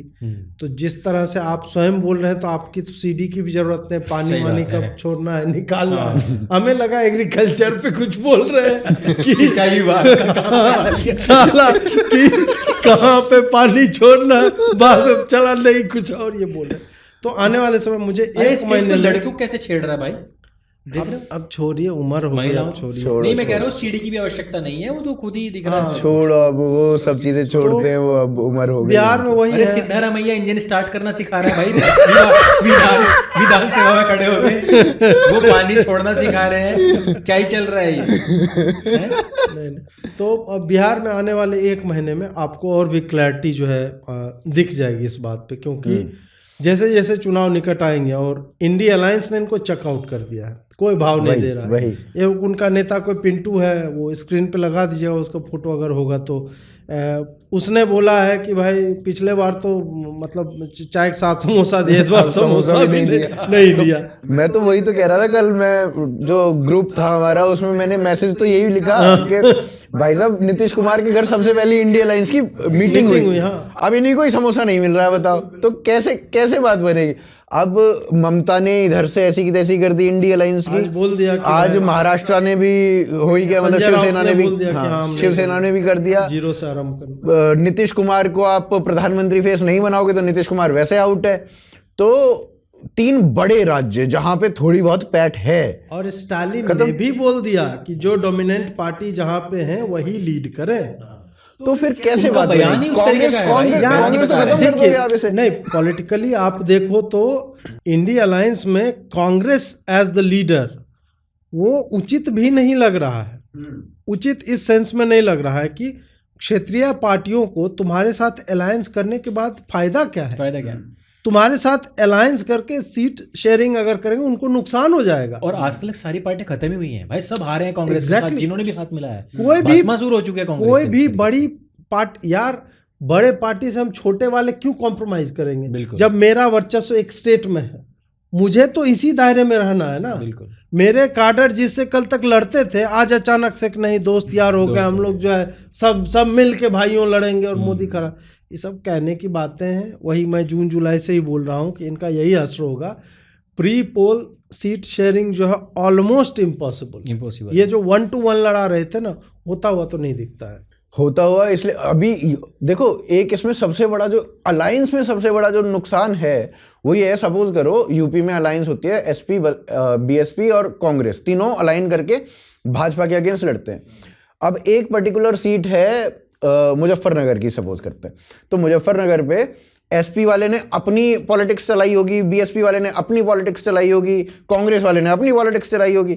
अब खड़ा कर दिया आपने कांग्रेस वाला, सपा और बसपा वाले तो उसको खींच लेंगे ना, वो कहेंगे साला इसको वोट मत देना, बीजेपी को दे दो। ऐसा ही होता है। और ये मैंने यहाँ पे होता हुआ, फरीदाबाद में होता हुआ देखा है। बुआ बबुआ अलायंस में क्या हुआ था याद कीजिए, बहुत ज्यादा समय की बात नहीं है। बुआ बबुआ में यही हुआ था, एक पार्टी का वोट ट्रांसफर हो जाता है लेकिन दूसरे का नहीं होता है। और ये आरोप दोनों ही एक दूसरे पे लगाते हैं। वो लगाए लेकिन कुछ हार्ड डेटा भी तो कुछ कहता है। सही बात। तो ये जो कलेश रहेगा इनका, ये इवेंचुअली बीजेपी को और ज्यादा बेनिफिट करेगा। तो ये बसपा वाला अगर खड़ा है तो सपा वाला भाजपा को वोट डलवाएगा अपने, तो बीजेपी को और ज्यादा वोट मिलेंगे। तो ये इस अलायंस का मेरे को तो लगता है कि इनको ऐसा करना चाहिए कि जिस स्टेट में जो अच्छी है, जिसकी पकड़, वो वहां पे स्वतः चुनाव लड़े और बाकी की सारी पार्टीज वहां से हट जाए। एग्जैक्टली तभी हो सकता है, अदरवाइज कुछ नहीं हो वही सकता। थ्योरेटिकली तो ये यही चाह रहे थे ना कि हम 1 on 1 लड़ाएंगे, कि सारे लोग वोट कटुआ मत बनो, जो सबसे डोमिनेंट है वहां पे उसको बीजेपी से 1 on 1 करो। और इसी कारण अमित शाह का भी स्टेटमेंट आता है कि हम जो है 50% वोट शेयर की तरफ बढ़े, 10% हमें इंक्रीज करना, जो कि बहुत ही टफ है। आज 2% बढ़ा लेना टफ हो जाता है, तुम 10% की बात कर रहे हो, तो कहीं ना कहीं उन्हें भी ये लग रहा है कि साला कहीं कर दे तो क्या होगा, हमें तैयार तो रहना ही चाहिए। हाँ, वो we always prepare for the worst, वो वाली बात है उनके साथ तो, और उनके साथ तो खासकर है। तो अलायंस में मेरे को होती हुई दिख नहीं रही है, और ये भी होता हुआ नहीं दिख रहा है कि वो 1 on 1 लड़ा दे, वो भी होता हुआ नहीं दिख रहा है मेरे को। सबकी अपनी अपनी, क्योंकि अगर कांग्रेस हर स्टेट से निकल जाती कि हम तो नहीं लड़ रहे हैं, तो कांग्रेस क्या तुम्हारा बचा कहाँ पे फिर? तुम कहाँ से सीटें लाओगे भाई? आज के डेट में कहाँ से कांग्रेस? उत्तर भारत से तुम गायब हो चुके हो। मेरे को बताओ, आप राजस्थान, मध्य प्रदेश, छत्तीसगढ़ का नाम भी ले लिया है मैंने, हरियाणा में तो फिर चलो 1-2 आ जाए, हरियाणा को हटा दो, पंजाब को हटा दो, तो उत्तर भारत के यूपी, इन 5-6 स्टेट्स में से आप 5-10 सीट भी ले आओ ना, बंगाल आपने छोड़ दिया, बिहार आपने छोड़ दिया, जहाँ शून्य, सही बात इस टाइप से। तो नॉर्थ ईस्ट में तो आप वैसे भी पहले भी नहीं थे, अब भी नहीं हुआ, तो वैसे ही रीजनल वो आ जाएगा, या फिर भाजपा आ जाएगी। साउथ में भी खाई पड़ा है, इसीलिए इनको सब लात मार रहे हैं कि साले तुम्हारा औकात क्या है बे? तुम्हारा क्या? ये लोग वही हिमाचल भाजपा की नौटंकी कारण हार गए। नौटंकी नहीं, 21 लोगों को सीट नहीं दिया, तो टिकट नहीं दिया, तो इस कारण से मनमुटाव हुआ। और छोटे राज्य में विधायक जो होते हैं, दे आर नोन फेसेस, सबको पता होता है, इस कारण वो पॉलिटिक्स को बहुत ज़्यादा इफेक्ट करते हैं, तो वो वहाँ पे। और कर्नाटक में तो तुम्हारे नेता इतने भ्रष्ट थे कि आज भी तुम्हारा एक एमएलए या पता नहीं कौन है, वो बोल रहा है कि अगर 40,000 तुमने हाँ किया तो हम 40,000 करोड़ का, मेरे पास सबूत है। इसका मतलब है कि एक्चुअल में करप्शन हुआ है। हुआ होगा। कांग्रेस अगर तुम्हें करप्शन पे हरा दे रही है तो भाई मान के चलो करप्शन हुआ होगा। सही बात तो है। तुम कितने मतलब करप्ट थे राहुल जी कह रहे हैं तो हुआ ही होगा। नहीं, चक्कर क्या है ना कि साउथ इंडिया की जो पॉलिटिक्स है वो वैसे भी मतलब सारी ही करप्ट है, ऊपर से नीचे तक, चाहे वो भाजपा की है चाहे वो नॉन भाजपा की, सारी ही वो करप्शन तो वहाँ पे मतलब है कल्चर ही ही, है वो। नसों में है कि आपने करना, थोड़ा बहुत आए हैं तो कुछ तो लेके ही जाएंगे। Crime master Gogo. हाँ, तो वो वाला हिसाब किताब है साउथ में तो। बट ओवरऑल अगर ओवरऑल देखें तो इन्होंने फिर भी साफ पॉलिटिक्स रखी है, एटलीस्ट सेंटर में तो। बाकी नीतीश जी का तो क्या ही होगा। वो अंकुर भाई आप भी बोल लो यार कुछ नीतीश जी के ऊपर। भाई मैं तो ज्यादा वहाँ की पॉलिटिक्स को फॉलो नहीं जानता भी करते। नहीं हूँ। हाँ अच्छा, नहीं नीतीश जी का डन है, क्योंकि वो मतलब एक तो आयु भी उनकी अधिक हो गई है और सठिया गए हैं, बस उनके बयान सुन के उनकी हरकतें देख के ये लग रहा है सठिया गए हैं। लेकिन मेरा अजीत भाई से एक सवाल है कि आपने कहा कि भाई अगर जेडीयू को वो तोड़ भी लें, भाजपा की तरफ से ऐसा कोई नेता तो बताओ जो भाजपा को बिहार में चेहरा दे सके। नहीं है। हाँ नहीं है, वही तो मैं कह रहा हूँ ना। पिछले 20 साल से इन्होंने एक भी ढंग का नेता, 20 साल में तुम साला पैदा कर लेते एक को, हाँ और अभी तक ग्रूम करते तो बहुत बढ़िया नेता वो बन जाता, फायर ब्रांड। मैं वही कह रहा हूँ कि आप क्या सुशील मोदी को बनाओगे जिसकी तो भाई पहुंच मतलब उसकी कोई सुनता तलक नहीं है, सही बात उसको है। कोई पूछता तलक नहीं है, किसको नहीं, बनाओगे अगर ऐसा भाजपा होगी को वही है कि कुछ प्रखर नेता जो बोलते अच्छा हो, जो आर्टिकुलेट हो, 35-40 साल के रेंज वाले जो, वैसे 20 नेता इनको जो है सबको 2-2, 3-3 जिला टाइप का दे करके छोड़ देना चाहिए कि तुम यहाँ पे बम्बू किए रहो। इस तरह से आपको सस्टेन्ड वे में ऑनलाइन और ऑफलाइन दोनों कैंपेन डिजाइन करने होंगे। और क्या है तो बहुत लेट हो चुके हैं, क्योंकि इनको पता था कि भाई नीतीश अब जाने उसमें। देखो आप उधर देखोगे ना, आपने अपना तो उनके नेता तो पास बनाया ही नहीं तेजस्वी अभी है, उनके पास युवाओं में चेहरा है, उनके पास में यादव का चेहरा है, तो वो लोग फिर भी खींच ले जाएंगे, चाहे देख लेना। इनके पास भाजपा की नीतियों को भी आगे बढ़ाने वाला कोई नहीं है वहां कि मोदी की भी जय जयकार करने वाला स्टेट में कोई नहीं है। स्टेट में अलग ही नौटंकी चल रही है। किसको बना दिया अध्यक्ष, मतलब क्या बोलूं साला, वही है कि मतलब जिसको उसके घर के ही लोग मुझे लगता है जानते होंगे, उसके बियॉन्ड कोई नहीं जानता था। वो सम्राट चौधरी अध्यक्ष हो गया, काहे भाई ये ओबीसी है। इनको नेता प्रतिपक्ष बना दिया, काहे भाई फलाना जाति के हैं। जब आप यहाँ बैठ करके एज्यूम करने लगते हैं कि बिहार में तो यही होता ही है, तो फिर आपको रिजल्ट भी उसी तरह से आएगा कि तुम्हारे साथ भी यही होगा। तुम कुछ भी वहां पे एक्चुअल में नरेंद्र मोदी की पॉलिसीज को पुश करने वाला या फिर ये होप देने वाला कोई नहीं है कि बिहार बदल सकता है। मैं वही कह रहा हूं, कहने वाला भी कोई नहीं कि है। भाई आपने कोई रोड मैप नहीं मांग रहे हैं हम कि कैसे करोगे।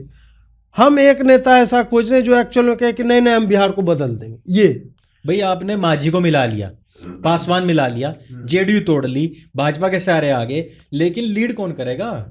वो तो कोई है ही नहीं। फिर तो वही है कि कोई बिठा दिया जाएगा, मोदी जी का एक क्लोन बना के लाएंगे और फिर उसी को मुख्यमंत्री तो कोई एक बैंगन बैठा दिया जाएगा, बस वो अपना सिर पे ताज तो अपना सरताज। ऐसे बिहार तो ऐसा क्षेत्र रहा है ना जहाँ से नेता निकलते रहे हैं हमेशा से, चाहे जेपी से लेके देख लो।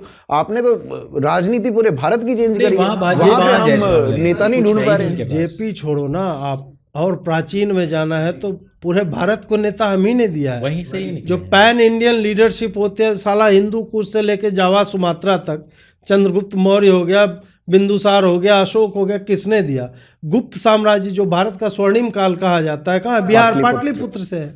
और कितने राजवंशों की राजधानी रही है, वहां से लेकर के वहीं से ही आए। हाँ, गुरु गोविंद सिंह हो गया, बुद्ध हो गए, महावीर हो गए, 3-4 पंथों की जन्मस्थली है वही। उस हिसाब से तो बिहार के लिए ब्रैग नहीं करना, काहे कि अभी तो टट्टी बन चुका है स्टेट, तो वो बात अलग है। हम नेताओं की बात कर रहे थे। नेता वही है कि ऐसा नहीं है कि उस धरती में नेता नहीं है, आपको ग्रूम करना पड़ेगा। नेता आप यार लो, उसको ट्रेन करो, या पोटेंशियल वाला तुमको दिख जाएगा कि कौन नेता है और उसको पुश करो आगे तुम। सही बात वो नहीं, वही है कि इनकी सोच ही अलग है। बिहार को लेके 40 सीट आ गई लोकसभा की, और क्या की फर्क पड़ता है। मोदी जी तो बनी रहे हैं, सब चंगा सी। मोदी जी के नाम पे विधायक आ जाते हैं वहाँ, हाँ, बस अपना ठीक है, नेता प्रतिपक्ष बना देंगे। पर बिहार में पोटेंशियल इतना ज़्यादा है कि बिहार को अगर आप बीमारू स्टेट से निकालना चाहते हो तो उसके लिए काम करना आवश्यक है। वहाँ योगी चाहिए और वहाँ पे योगी वही है नहीं। बीमारू स्टेट से किसी भी स्टेट को निकालने के लिए आपको विजन चाहिए कि हम यहाँ पे समृद्धि लाएंगे फैक्ट्रीज के माध्यम से, आर्थिक रूप से हम समृद्ध बनेंगे। उसके लिए फैसिलिटेट करो। सबसे पहला रिक्वायरमेंट है लॉ एंड ऑर्डर सुधारो। बिल्कुल, वो नहीं सुधारोगे, तुम्हारी इमेज ऑलरेडी खराब है। तुम्हारी इमेज ऑलरेडी खराब है। वो ब्रह्मानंद वाला नहीं चल रहा था कि वो साला जा रहा था, हाथ ऐसे ऐसे करा, घड़ी नोच लिया उसका, फिर रोका तो गला का चेन उतर के हल्ला करा, उसकी गाड़ी लेके भाग गया। तो इस टाइप का है तुम्हारे बिहार के बारे में। और जो लोग कभी आए नहीं हैं, जो एकदम कुछ नहीं जानते हैं ना बिहार के बारे में, वो बिहार के बारे में जानते कि बर्बाद जगह है। वैसे में तुम कैसे इसको लुक्रेटिव बनाओगे कि कोई यहाँ पे आकर के स्टैब्लिश करे। तो वो सोच बदलने के लिए आपको बिहार की ब्रांडिंग करने वाले नेता चाहिए जो अच्छे से बिहार को सेल कर सके। यार पर्यटन में आप सोचो ना कि सिखिज्म का जो खालसा पंथ की जिसने स्थापना की बिहारी है, जिस बिहारी को पंजाब वाले सरदार लोग पता नहीं क्या क्या कह के गाली देते हैं। बौद्ध बिहार से निकले, जैन बिहार से निकले, और हिंदुओं में जितने बड़े बड़े राजा हुए, चक्रवर्ती सम्राट, सब बिहार से हुए हैं। पर तो पर्यटन में खाली हम लोग ढंग से बना देना, खाली उसी से हमारे पूरे बिहार की जीडीपी का दुगना तिगुना जो है पैसा जो हम अर्न कर सकते। आप मेरे को ये बताओ, मतलब मैं पर्यटन की अगर मैं बात करूं, किसी से भी मैं बात करता हूं ना रैंडमली कि घूमने कहाँ जाएगा, तो वो मेरे को नॉर्थ ईस्ट तो बोल देगा, बिहार कभी नहीं बोलेगा। कौन बोलता है ऐसा बंदा? जो मैंने आज तक एक बंदा ऐसा नहीं देखा जिसने मेरे को ये कहा हो कि भाई मैं बिहार घूमने जाऊंगा। इवन मैं आज तक गया भी नहीं, मतलब कोई नहीं गया किसी और कारण से, पर मैं गया भी नहीं आज तक। आपको कभी भी अगर अवसर हो तो आप खाली एक जगह नालंदा यूनिवर्सिटी आप चले जाना। मैंने ताजमहल को देखा है, बहुत ग्रैंड है, आपको कंज्यूम कर लेता है उसका मैग्निफिसेंस। किसने बनाया नहीं बनाया उससे मतलब नहीं है। मैं ग्रेट वॉल ऑफ चाइना पे भी गया हूँ, उसकी भी मतलब उसका जो वृहद विस्तार है ना, इतना ग्रैंड, साला इतना बड़ा है, आप अपने आप को इतना छोटा पाओगे। नालंदा में वही फिल्म मतलब फीलिंग आपको ज्ञान के सेंस में आती है, प्राउड के साथ में आती है। मतलब 10,000 विद्यार्थी ऑन कैंपस, सबको अलग अलग अपना रूम, 32 कमरों के हॉस्टल, कम्युनिटी ओवन, शास्त्रार्थ करना है तो उसके लिए पेडेस्टल बना हुआ है, प्रांगण बना हुआ है। ये अनथिंकेबल। जब लोग साला कपड़ा सिलना और पहनना नहीं जानते, सिलना छोड़ ही दीजिए, धोना नहीं जानते और थे लोग, शिकार करके चमड़ा और ये सब मांस खा रहे, उस वक्त हमारे यहाँ इतना समृद्ध। तो वो जो फील आपको आएगा ना, वो अनमैच्ड होता है। अगर आपके पास वो इन्फॉर्मेशन हो कि आप हो कहाँ खड़े, वो देखना और वो समझना बहुत ही ग्रैंड है। वहां तो हम जाएंगे। हाँ, चलना का भी प्लान बनाएंगे तो वहीं चलेंगे सीधा। बिल्कुल बिल्कुल, आप आइए तो हम ले चलेंगे। बिल्कुल बिल्कुल बिल्कुल चलते हैं भाई, बिहार के इलेक्शंस के टाइम पे चलते हैं वहां पे। और फील आएगी। तो अब बिहार से हटके एक और टॉपिक था हमारा, राम मंदिर, अयोध्या। वहाँ तो मकबरा बन रहा है बहुत लोग का। भाई देखो, 2-3 चीजें हैं जो अयोध्या जी के ऊपर चल रही हैं। एक तो झंडा, जो झंडा है उसके ऊपर बहुत विवाद हुआ पड़ा है कि भाई एक मुसलमान ने डिजाइन कर दिया। पहली बात तो ये अपने आप में पूर्ण सत्य नहीं है, अर्ध सत्य है। तो इस अर्ध सत्य को विस्तार से आप दोनों एक्सप्लेन करें अपने अपने तरीके से। नहीं, चाहे देखिए झंडा वाला केस हो या फिर मूर्ति कौन बना रहा है, इसको भी देखने का 2 तरीका है। एक ये है कि मंदिर निर्माण समिति को या जो भी इसको देख रहे हैं, न्यास जो है, उनको स्पष्टीकरण देना चाहिए था कि भाई कहाँ से मूर्तियाँ कौन बना रहा है। आप पहले ही कह देते कि भाई ये संस्थाएं हैं, यहाँ से बन रहा है, इतना बवाल नहीं होता। अभी आप रोक के इन्फॉर्मेशन दे रहे हो कि नहीं ये कोई वीर वस्त्रालय है, वहाँ पे झंडे सिले जा रहे हैं। और ऑब्वियस सी बात है कि यार हम ये एज्यूम नहीं कर सकते कि मोदी जो है माइक्रो मैनेज कर रहा है। अरे वीर वस्त्रालय आपके पास कोई मुसलमान तो नहीं है क्या? ऐसे करके तो करेगा नहीं ना भाई, उनको और भी काम है मोदी जी को। तो हम वीर वस्त्रालय देख करके दे दिया, और ऐसा नहीं है कि वो झंडा वही कि नहीं मैं हूँ जलालुद्दीन, मैं ही साला इसमें सुई मारूंगा, ऐसा भी नहीं है। मतलब और झंडा कपड़े का है यार, 1000 झंडे आएंगे। उड़ीसा का जो पुरी मंदिर है उसमें हर दिन झंडा बदला जाता है, सोमनाथ का मंदिर जो है हर दिन झंडा बदला, तो हर दिन कोई ना कोई उस झंडे को सिलेगा। और हमारे निजी जीवन में भी हम जहाँ से फूल पत्ते लेते हैं हमें पता होता है कि वो अब्दुल है कि कौन है, और भगवान पे चढ़ता है। जितने बड़े बड़े मंदिर, अंततः क्या आता है, आस्था की बात आ जाती है ना, कि वो कहीं से भी आया है, मेरी आस्था क्या है, हम उससे पुष्प जो है अर्पित कर रहे हैं। एक तो वो हो गया, दूसरा मूर्ति को भी लेके अब देखिए, दुर्भाग्य कह लीजिए या समय की चपत कह लीजिए, आर्टिजन्स किस कम्युनिटी के सबसे ज़्यादा हैं? आज के समय तो वही है। आपको एक रिकॉर्ड टाइम में बनाना भी था, और वैसे में फिर भी मतलब जब सबसे पहले बवाल हुआ था, जो एक वीणा उल्टे हाथ में लिए हुए सरस्वती जी की मूर्ति है, जिस पे मैंने भी पूछा था कि ये भाई तो ये तो सरस्वती जी भी नहीं है, और अगर तुम कोई बोल भी रहे हो तो ये कौन सा पोस्चर है, जिस पोस्चर में वो था, ये तो अननेचुरल है, जिसको आप कार्व कर रहे हो तो ठीक है, उसको डिफेंड जिसको जैसे करना हो। बाद में पता चला कि नहीं, 3 कंपनियों से ये मंगाया गया था, उसमें एक में किसी मुसलमान की पार्टनरशिप है, इस तरह की बात है। तो मेरा ये कहना है कि प्रैक्टिकलिटी भी आपको देखनी होगी।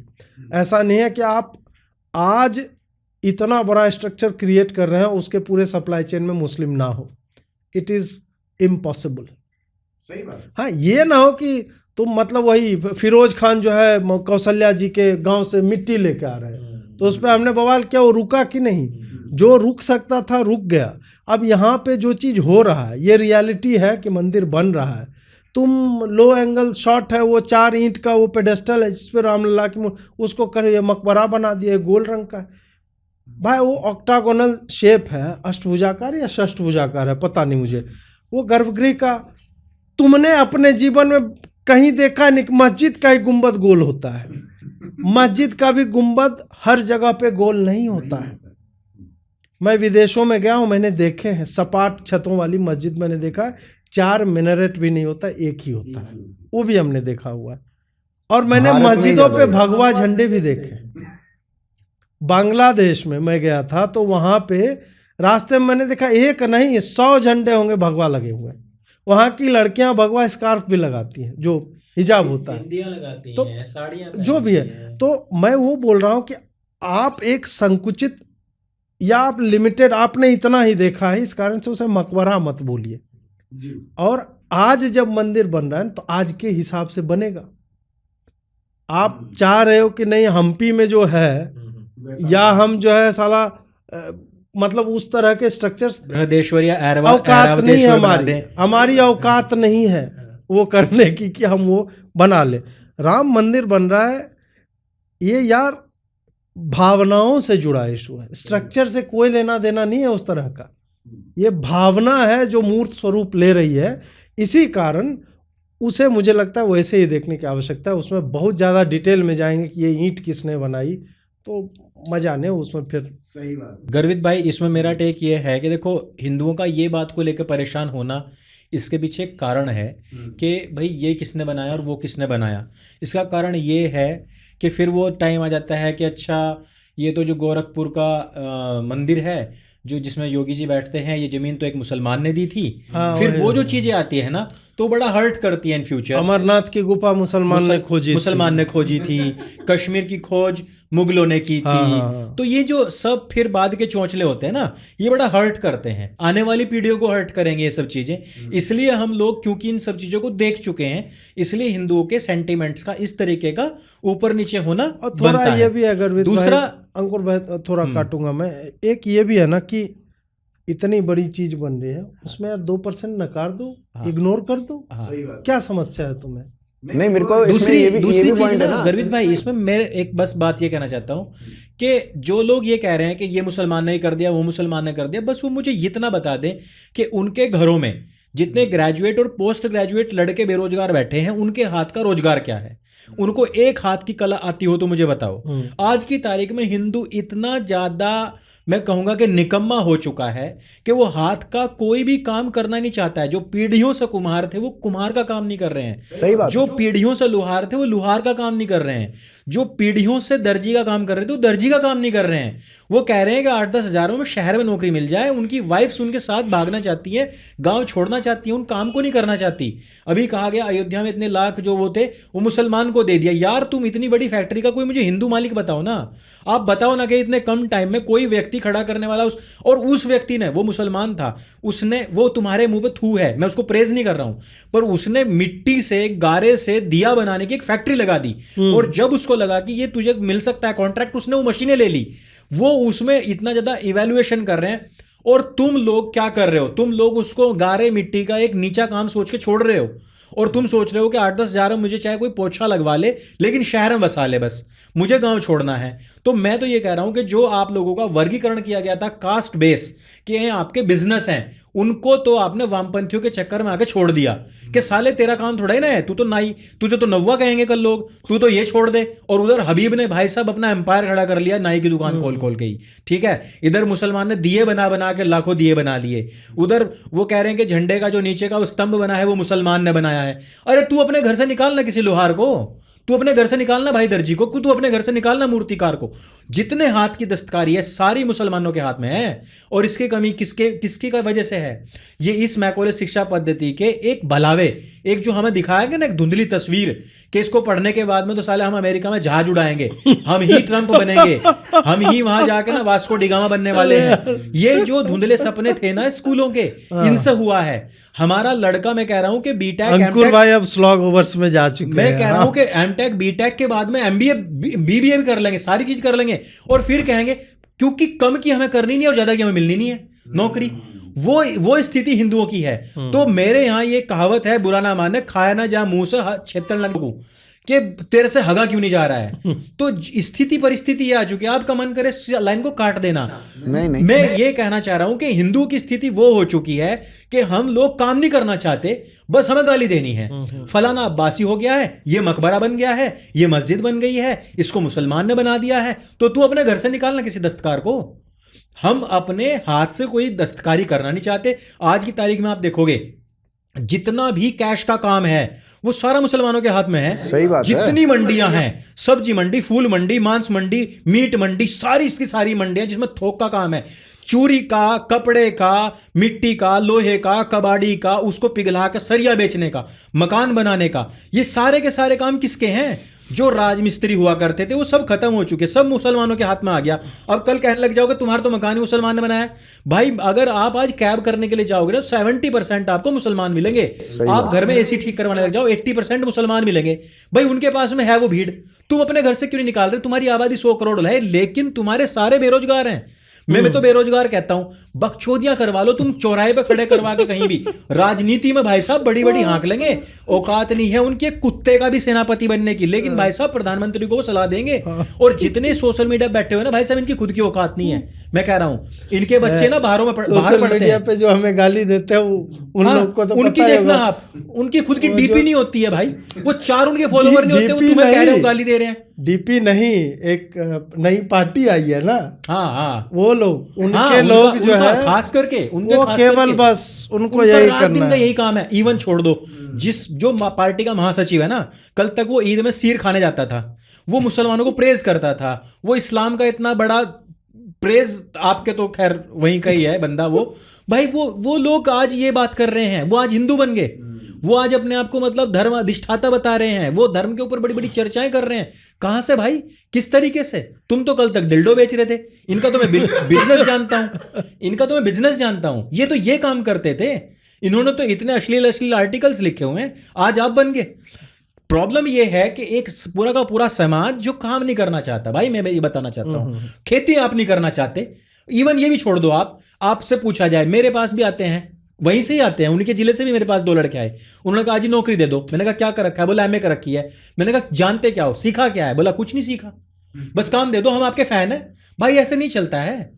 आपको कंप्यूटर चलाना आता हो, एडिटिंग करनी आती हो, कुछ तो आता हो ना। नहीं हमें तो नहीं आता, हमने तो सीखा ही नहीं है, तो भाई क्यों करवा लें। तो जो होगा उस टाइम उपलब्ध, हमें वो व्यक्ति हिंदू मुसलमान ना देख करके कारीगर देखते हुए काम करवाना पड़ेगा। दूसरी बड़ी बात मैं ये भी मानता हूं कि जो जिन व्यक्ति ने भी, जो कि मंदिर के कुछ अधिकारी बनाए हुए हैं, उनके अंदर एक अलग ही अहंकार, अलग ही एटीट्यूड है। भाई उनके सामने मीडिया पहुंचती है, हाँ हमने उनके पास में भेज दिया है निमंत्रण, पर मैंने मना कर दिया कि तुम आना ही मत। वो तो यार अंदर अहंकार ही अलग लेवल का है। वो चंपत राय जी ने बहुत ही विचित्र, है ना, उनका हो सकता है बहुत घनिष्ठ संबंध हो, आपके बहुत घनिष्ठ मित्र हो आप उस समय के, लेकिन आपको ये रिकॉग्नाइज करना पड़ेगा कि आडवाणी जी और जोशी जी, हाँ, राम मंदिर के संदर्भ में you are nobody to deny him that. बिल्कुल, वो अपनी इच्छा से ना, वो स्वेच्छा से करो आप उनकी। पर वो आपको उल्टा कहना चाहिए था कि मैं उनके पांव पकड़ लूंगा, कि आपकी अवस्था कैसी भी हो आपको तो चलना ही पड़ेगा, ये होना चाहिए। यहाँ पे नहीं, मेरा तो यार है, मैंने तो उसको मना कर दिया है। ये अहंकार जो मतलब है ना, ये सही नहीं है। तो इसमें मेरे को दूसरी चीज जो उनका क्लैरिफिकेशन आया चंपत राय जी का, और I am a big fan of Champat Rai ji, जो उन्होंने राम मंदिर के लिए किया है वो कोई और नहीं कर सकता, है ना, वो कोई और कर ही नहीं सकता, उन्होंने पूरा जीवन ही उसके लिए दे दिया। अब चंपत राय जी की जो क्लैरिफिकेशन थी यहाँ पे वो ये थी कि भाई मैंने उनको ये कहा कि आपकी तबीयत ठीक नहीं है, आपके घुटने सही नहीं है, तो आप मत आओ, हम देख लेंगे, कोई दिक्कत नहीं है। पर यहाँ पे बात होनी जो सपोजिटली चाहिए थी वो ये थी कि हम आपकी पूरी व्यवस्था करेंगे। एग्जैक्टली, देखो उन्होंने जीवन खपाया है। दोनों व्यक्ति जो जिंदा हैं, अटल जी नहीं रहे, चलो कोई बात नहीं, लेकिन जो लोग जिंदा है ना, उनको कहना चाहिए था कि हम आपकी व्यवस्था करेंगे यार, ऐसा भी कुछ वो नहीं है। अब देखो सचिन तेंदुलकर का लास्ट टेस्ट था, उनकी माता जी ने कभी उसको खेलते हुए नहीं देखा था, एमसीए ने उनके लिए स्पेशल लिफ्ट बनवाई। हाँ, वो इमोबाइल थी बेचारी, वो व्हीलचेयर कंफाइंड थी। हाँ, तो उनको अंतिम बार मैं अपने बेटे को देखना चाहती हूँ खेलते हुए। तो भाई इस तरह से इनेबल होता किया जाता हाँ। है, इसी तरह से चलता है। एक मुझे किसी का याद आ रहा है, कोई आए थे जो व्हीलचेयर बाउंड थे, बहुत बड़ी हस्ती थी विदेशी, संभवतः स्टीफन हॉकिंस थे या पता नहीं कौन थे, इसी तरह अटल जी के टाइम पे रातों रात दिल्ली में उनको घुमाना था कुछ कुछ जगहों पे, रातों रात उनको जो ही पता चला बोले रैंप बनवाओ भाई, हर जगह पे व्हील चेयर एक्सेसिबल, और 12 घंटे में रैंप बन गई। तो ये होता है एटीट्यूड, वो नहीं है, वो बात अलग है। और अजीत भाई देखो, जब हम पूरी जिंदगी किसी चीज के लिए लगाते हैं ना, तो उसके लिए अलग से जान, अलग से उत्साह भी आता है। हाँ। यार ये हमारे लिए एक भव्य है, और हमने तो बस दूर से देखा है, उन लोगों ने उस मोमेंट को जिया है, तो उनको अगर बुलाया जाना, लीड किया है, जिया है, खोया है, और यहाँ तक लेके आए, खोया बहुत कुछ खोया है, बहुत कुछ खोया है।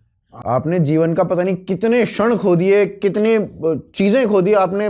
कल्याण सिंह ने तो अपनी अरे यार, जब लोगों ने जान तक की परवाह नहीं करी, यहाँ बीमार आई थी, अपनी जान फिर भी छोड़ो, अपने बच्चों को भी देख, तू जा निकलो, कार सेवा नहीं करेगा क्या करेगा जीवन में, इस टाइप। यस, और वो वीडियो आजकल चल रहा है कि आजकल अगर कोई अपने आप को बड़ा सनातनी, बड़ा हिंदू कहता हो ना, तो वो वीडियोस देखो पुरानी, आजकल वही है कि मैंने 300 रुपए दान किए, मकबरा बना रहा है मोदी, लौटाओ मेरा पैसा, ये मेरा राम मंदिर नहीं है, इस तरह के लोग। अब सोचिए कि तो दोनों में किस तरह का जमीन आसमान। व्यक्ति के अंदर इतनी जिजीविषा कि उसको गोली लगी हुई है, और वो सड़क पर अपना नाम लिख रहा है, वो अपने खून से, उसको पता है कि मैं मरूंगा और मेरी पहचान हो, इसलिए वो सड़क पर नाम लिख रहा है। वो जिजीविषा उन लोगों के अंदर थी, और उस दौरान उस मोमेंट को लीड करने वाले लोगों को बुलाना चाहिए था। मैं मानता हूं इतना भी खैर ठीक नहीं है। आपने किस किस को, एक्टर एक्ट्रेसेस फलाना ढिमका, हाँ कांतारा वाले लड़के को बुलाया है, ठीक है, हम कह रहे हैं कि अरे यार वो अभी बुला। अच्छा, इस पे क्वेश्चन आप ये करो कि जिन्होंने डिनाई किया है, जिनको बुलाया और उन्होंने मना कर रहे, नोटंकी कर रहे अब। हाँ, तो ये आपका जो वाम है उसने मना कर दिया, जैसे आपकी सब ने वृंदा करे, सॉरी करार, उसको बुलाया नहीं था, लेकिन पता नहीं क्यों बुलाया। ये मुलायम को पद्मश्री दे देंगे, वृंदा कुरात को मंदिर में बुला लेंगे, हैं, ये क्या ही चल रहा है इनका, है? सेवकों के हत्यारों को आप अवार्ड कर रहे हो, ये तो देखो, ये तो सवाल बनता है। हाँ सही बात है भाई, रीजन बोले कोई मतलब ही नहीं है, जिन्होंने राम मंदिर दोनों को देखिए, दो ब्लंडर्स हैं मोदी गवर्नमेंट के, शरद पवार और मुलायम सिंह यादव। सही बात, तुमने उसको पद्मश्री भी नहीं दिया, भारत रत्न से नीचे वाला दिया, पद्म भूषण, विभूषण, पद्म विभूषण तुमने उसको दिया। दिस मतलब इनएक्सप्लिकेबल है। और एक तरफ तुम पीपल्स पद्मा भी कर रहे हो कि नहीं हमने 100-150 पद्म विभूषण तुम किसको दे रहे हो? जो बोल रहा है कि मैंने एक बोल दिया कि एक जो है मुसलमानों के भी एरिया में ब्लास्ट हुआ है, ये बोल रहे हो। और ऐसा नहीं है कि ये चीज छुपी हुई है, आउट इन द ओपन है। मुलायम सिंह यादव के बारे में है कि उसने दोबारा बयान दिया कि अगर फिर होगा तो मैं फिर बोलूंगा गोली चला। और यार सीआरपीएफ के जवानों के बारे में, अब पता नहीं सीआरपीएफ के ही थे कि जिहादी थे उन ड्रेस में, बोला गया कि जो लोग पड़े हुए थे ना सड़क पे उनके खोपड़ी में सटा के 7-7 गोली मारी गई यार। इस तरह के आर्टिकल आपको मिल जाएंगे। हाँ, तो ये इनका तो आंकड़ा कुछ 15-20 लोगों का था। एक्चुअली जो वहां के लोग बताते हैं, 200 का आंकड़ा कम से कम बताते हैं, 200 लोग कम से कम मरे। ज्यादा था जागरण का या पता नहीं कौन सा आज था, कौन सा उसकी हेडलाइन थी, कार सेवकों के रक्त से सरयू लाल हुई। तो ऐसे ही सरयू लाल नहीं, 200 में भी नहीं होती है लाल। हाँ, और ठीक ठाक लोग वहां पे और मरे। एक वो, और फिर दूसरा रामपुर तिराहा कांड, जो उत्तराखंड के जो क्रांतिकारी थे फाउंडेशन के उनको लिए, मरवाना, उनका रेप करवाना, इवन उसके अलावा भी बहुत सारे कांड रहे हैं। अखिलेश के टाइम में हमारा मुजफ्फरनगर हुआ, और उसके बाद में हिंदुओं का जो हाल किया गया, ये तो मुझे लगता है कि मुजफ्फरनगर भुगता हमने तो है, भुगता है, अपने आंखों के सामने देखा है। ये तो मुलायम और शरद पवार को पद्म विभूषण देना तो मुझे नेहरू का स्वयं को भारत रत्न देने से भी घटिया, ज्यादा घटिया, बिल्कुल सही बात कि कोई कैसे ये कर सकता है। और अब ये मंदिर में बुलाना, आप मुलायम को जस्टिफाई कैसे करते हो? मतलब इनका जो जस्टिफिकेशन, यादव का वोट चाहिए था, यादव को कंसोलिडेट करना था, इसलिए ये कोई लॉजिक है? कसम से। चलो वृंदा करात और इनके ऊपर भी कुछ, इनको तो गरियाना बनता ना भाई, मोदी को गरिया दे, इनको तो गरियाओ। नहीं यार, इन लोगों ने जो मना किया है, तो होते हैं कुछ शादियों में कुछ लोग जिनको हम नहीं चाहते हैं ना कि वो आए, महावीर तो उनको भी मतलब फिर भी बेमन से इनविटेशन देना होता है। हमें पता होता है कि ये नहीं आएंगे, फिर भी जाके कार्ड तो देना ही होता है। तो अपने तरफ से, क्योंकि एक तो संसद भवन वाला कांड हुआ, नई संसद भवन में जो आदमी नई संसद भवन में नहीं आया वो राम मंदिर में कहाँ से आएगा यार? ये this just defies any kind of logic. तो वो है ही नहीं। फिर भी वही होता है, सोनिया गांधी को देने का क्या वो मतलब बोलेंगे नहीं दोगे तो बोलेंगे कि ये राजनीतिक इवेंट है, हमें दे दोगे साले तब बोलेंगे राजनीतिक इवेंट है। तो वामपंथी ठीक है, तेल का दाम बढ़ रहा है तब दिक्कत है, घट रहा है तब दिक्कत है, किसान को प्रॉब्लम हो रही है। वही टमाटर 80 रुपये में, बताओ यार आम आदमी कैसे खाएगा? टमाटर 8 आना हो गया, किसान कैसे मतलब वो करेंगे? साले अब तय कर लो यार कि एक में किसान कम से कम फायदा हो रहा है। तो भाई देखो, अब एक आह्वान हम तीनों की तरफ से आपको है, हाथ जोड़कर, कि आने वाली 22 तारीख को, हाँ, दिवाली जितनी दिवाली मननी चाहिए, ऐसा लगना चाहिए कि दिवाली है पूरे देश में। हाथ जोड़ से आपसे निवेदन है कि अपने घर में दिए अवश्य जलाएं, हम भी जलाएंगे, और एक रात पहले से ही करना शुरू कर दें। हाँ, वही वो मतलब 21 की संध्या को भी छोटी दिवाली टाइप की राम का आगमन की सूचना मिल गई है भाई, कि अब आ रहे हैं भगवान, पुष्पक विमान पे बैठ गए हैं। और भगवान राम के पुनरागमन पे इतना तो यार बनता है। बिल्कुल। और मैंने पहले भी वीडियो बना के छोटे क्लिप्स भी डाले, मैं दोबारा भी अपील करना चाहूँगा। 2 कारणों से कीजिए। एक, राम मंदिर, राम भगवान आ रहे हैं, उनके पुनरागमन की भव्यता होनी चाहिए। दूसरा, उन कार सेवकों को नमन करने के लिए जिनके बारे में आप नहीं जानते होंगे, हम भी बच्चे थे, हमें भी आइडिया नहीं है, लेकिन जैसे जैसे वो निशंसता की कहानियां हम पढ़ते हैं ना, वो मतलब रोए खड़े हो जाते हैं कि यार कितने मोटिवेटेड लोग होंगे। और साध्वी ऋतंभरा जी का वो बयान कि उन्होंने कहा कि लोगों ने अपनी धार्मिक मर्यादाएं त्याग करके, कि जिन्हें गुफाओं में रहना था, क्षेत्र विशेष में संन्यास लिया हुआ था कि इस क्षेत्र से बाहर नहीं जाएंगे, उन्होंने तोड़ दिया उसको। जीवन भर का अर्जित पुण्य केवल इसलिए वो आगे चले गए कि नहीं, मुझे हिंदुओं को इंस्पायर करना है, प्रेरणा देनी है कि नहीं, तुम्हें लड़ना है, ये तुम्हारे परम पिता की जन्मस्थली है और इसके लिए तुम्हें कुछ करना होगा। तो कुछ ना हो तो 2 दीपक तो अवश्य जलाइए, एक भगवान राम के लिए, एक कार सेवकों के लिए जो इसमें जो है बलिदान हो गए। बिल्कुल जी। तो हाथ जोड़ के यही निवेदन है आपसे। और अंकुर भाई, आप समापन करें। आचार्य ही समापन करते अच्छे लगते हैं। बिल्कुल बिल्कुल। देखो ऐसा है, आपने तो पहले ही मेरे होठों पे उंगली रखवा दी। अरे यार ऐसा मत करो यार, भैया इतना ट्रोल होने वाले ना हम दोनों इस बात के ऊपर, अंकुर भाई को चुप करवा दिया। खाना खाते टाइम भी कह दिया गया अरे था। बहुत सारे लोग बोलते हैं कि नहीं आप लोगों ने भाई वो बोल रहे थे उनको आप लोगों ने बंद क्यों करवा दिया? भाई मैं तो यही कहना चाहूंगा कि 21, 22 और 23 को भी जलाएं। 23 को सुभाष चंद्र बोस जी का जन्मदिन और भी 23 को अजीत भारती जी का 23 भी को जन्मदिन अजीत है। भाई का भी जन्मदिन है। हमने बहुत रिक्वेस्ट करी थी मोदी जी से कि आप 23 को भी कुछ ना कुछ प्रोग्राम तो कर ही दो, एक छोटा सा तो कर ही दो। तो उन्होंने लेकिन मना कर दी। उन्होंने कहा लगभग मना कर दिया। लगभग मना कर दी है। मैं मोदी जी को कभी भी दिल से माफ नहीं कर पाऊंगा और इसके लिए तो फिर भी हम लोगों ने ऐसा इनिशिएटिव लिया है कि भाई 23 को भी कुछ ना कुछ करें। देखो सुभाष चंद्र बोस जी की बात है, उसमें बाला साहब ठाकरे जिन्होंने की मतलब मंदिर के लिए साफ कह देता कि मैंने करवाया है, जब कोई जिम्मेदारी नहीं ले रहा था। हम पार्टीबाजी उनके बेटे पोते पे ना जाएं, लेकिन मैं कह रहा हूं कि वो ऐसे व्यक्ति थे जिन्होंने ये काम कर दिखाया है और खुले तौर पे उसकी जिम्मेदारी ली है। मैं बहुत मतलब फैन हूँ भाई बाला साहब ठाकरे का। मेरा भी आप फैन बनिए। हाँ, मैं तो आपका तो मैं हूँ, मैं तो आपका बेबी। हाँ, तो मैं तो जीता जागता हूं। तो चलिए हाँ। और इन सभी चैनल्स के, अजीत भाई के चैनल का भी और अंकुर भाई के चैनल का भी, दोनों ही के चैनल्स के QR कोड हमने यहाँ पे लगा दिए हैं। इससे इनके चैनल्स पे भी जाइए, इन दोनों को सब्सक्राइब कीजिए। वैसे तो आपने कर ही रखा होगा, और नहीं कर रखा होगा तो लानत है फिर आप। और ऐसा है ना कि तीनों ही चैनल्स पे क्योंकि भटके हुए युवा आएंगे, तो कभी किसी पे तो कभी किसी पे, तो इसलिए तीनों चैनल्स को सब्सक्राइब करना जरूरी भी है। हाँ, आप तीनों चैनल्स को सब्सक्राइब करें और हमें तो जरूर करें भाई। ठीक है जी, जय श्री राम।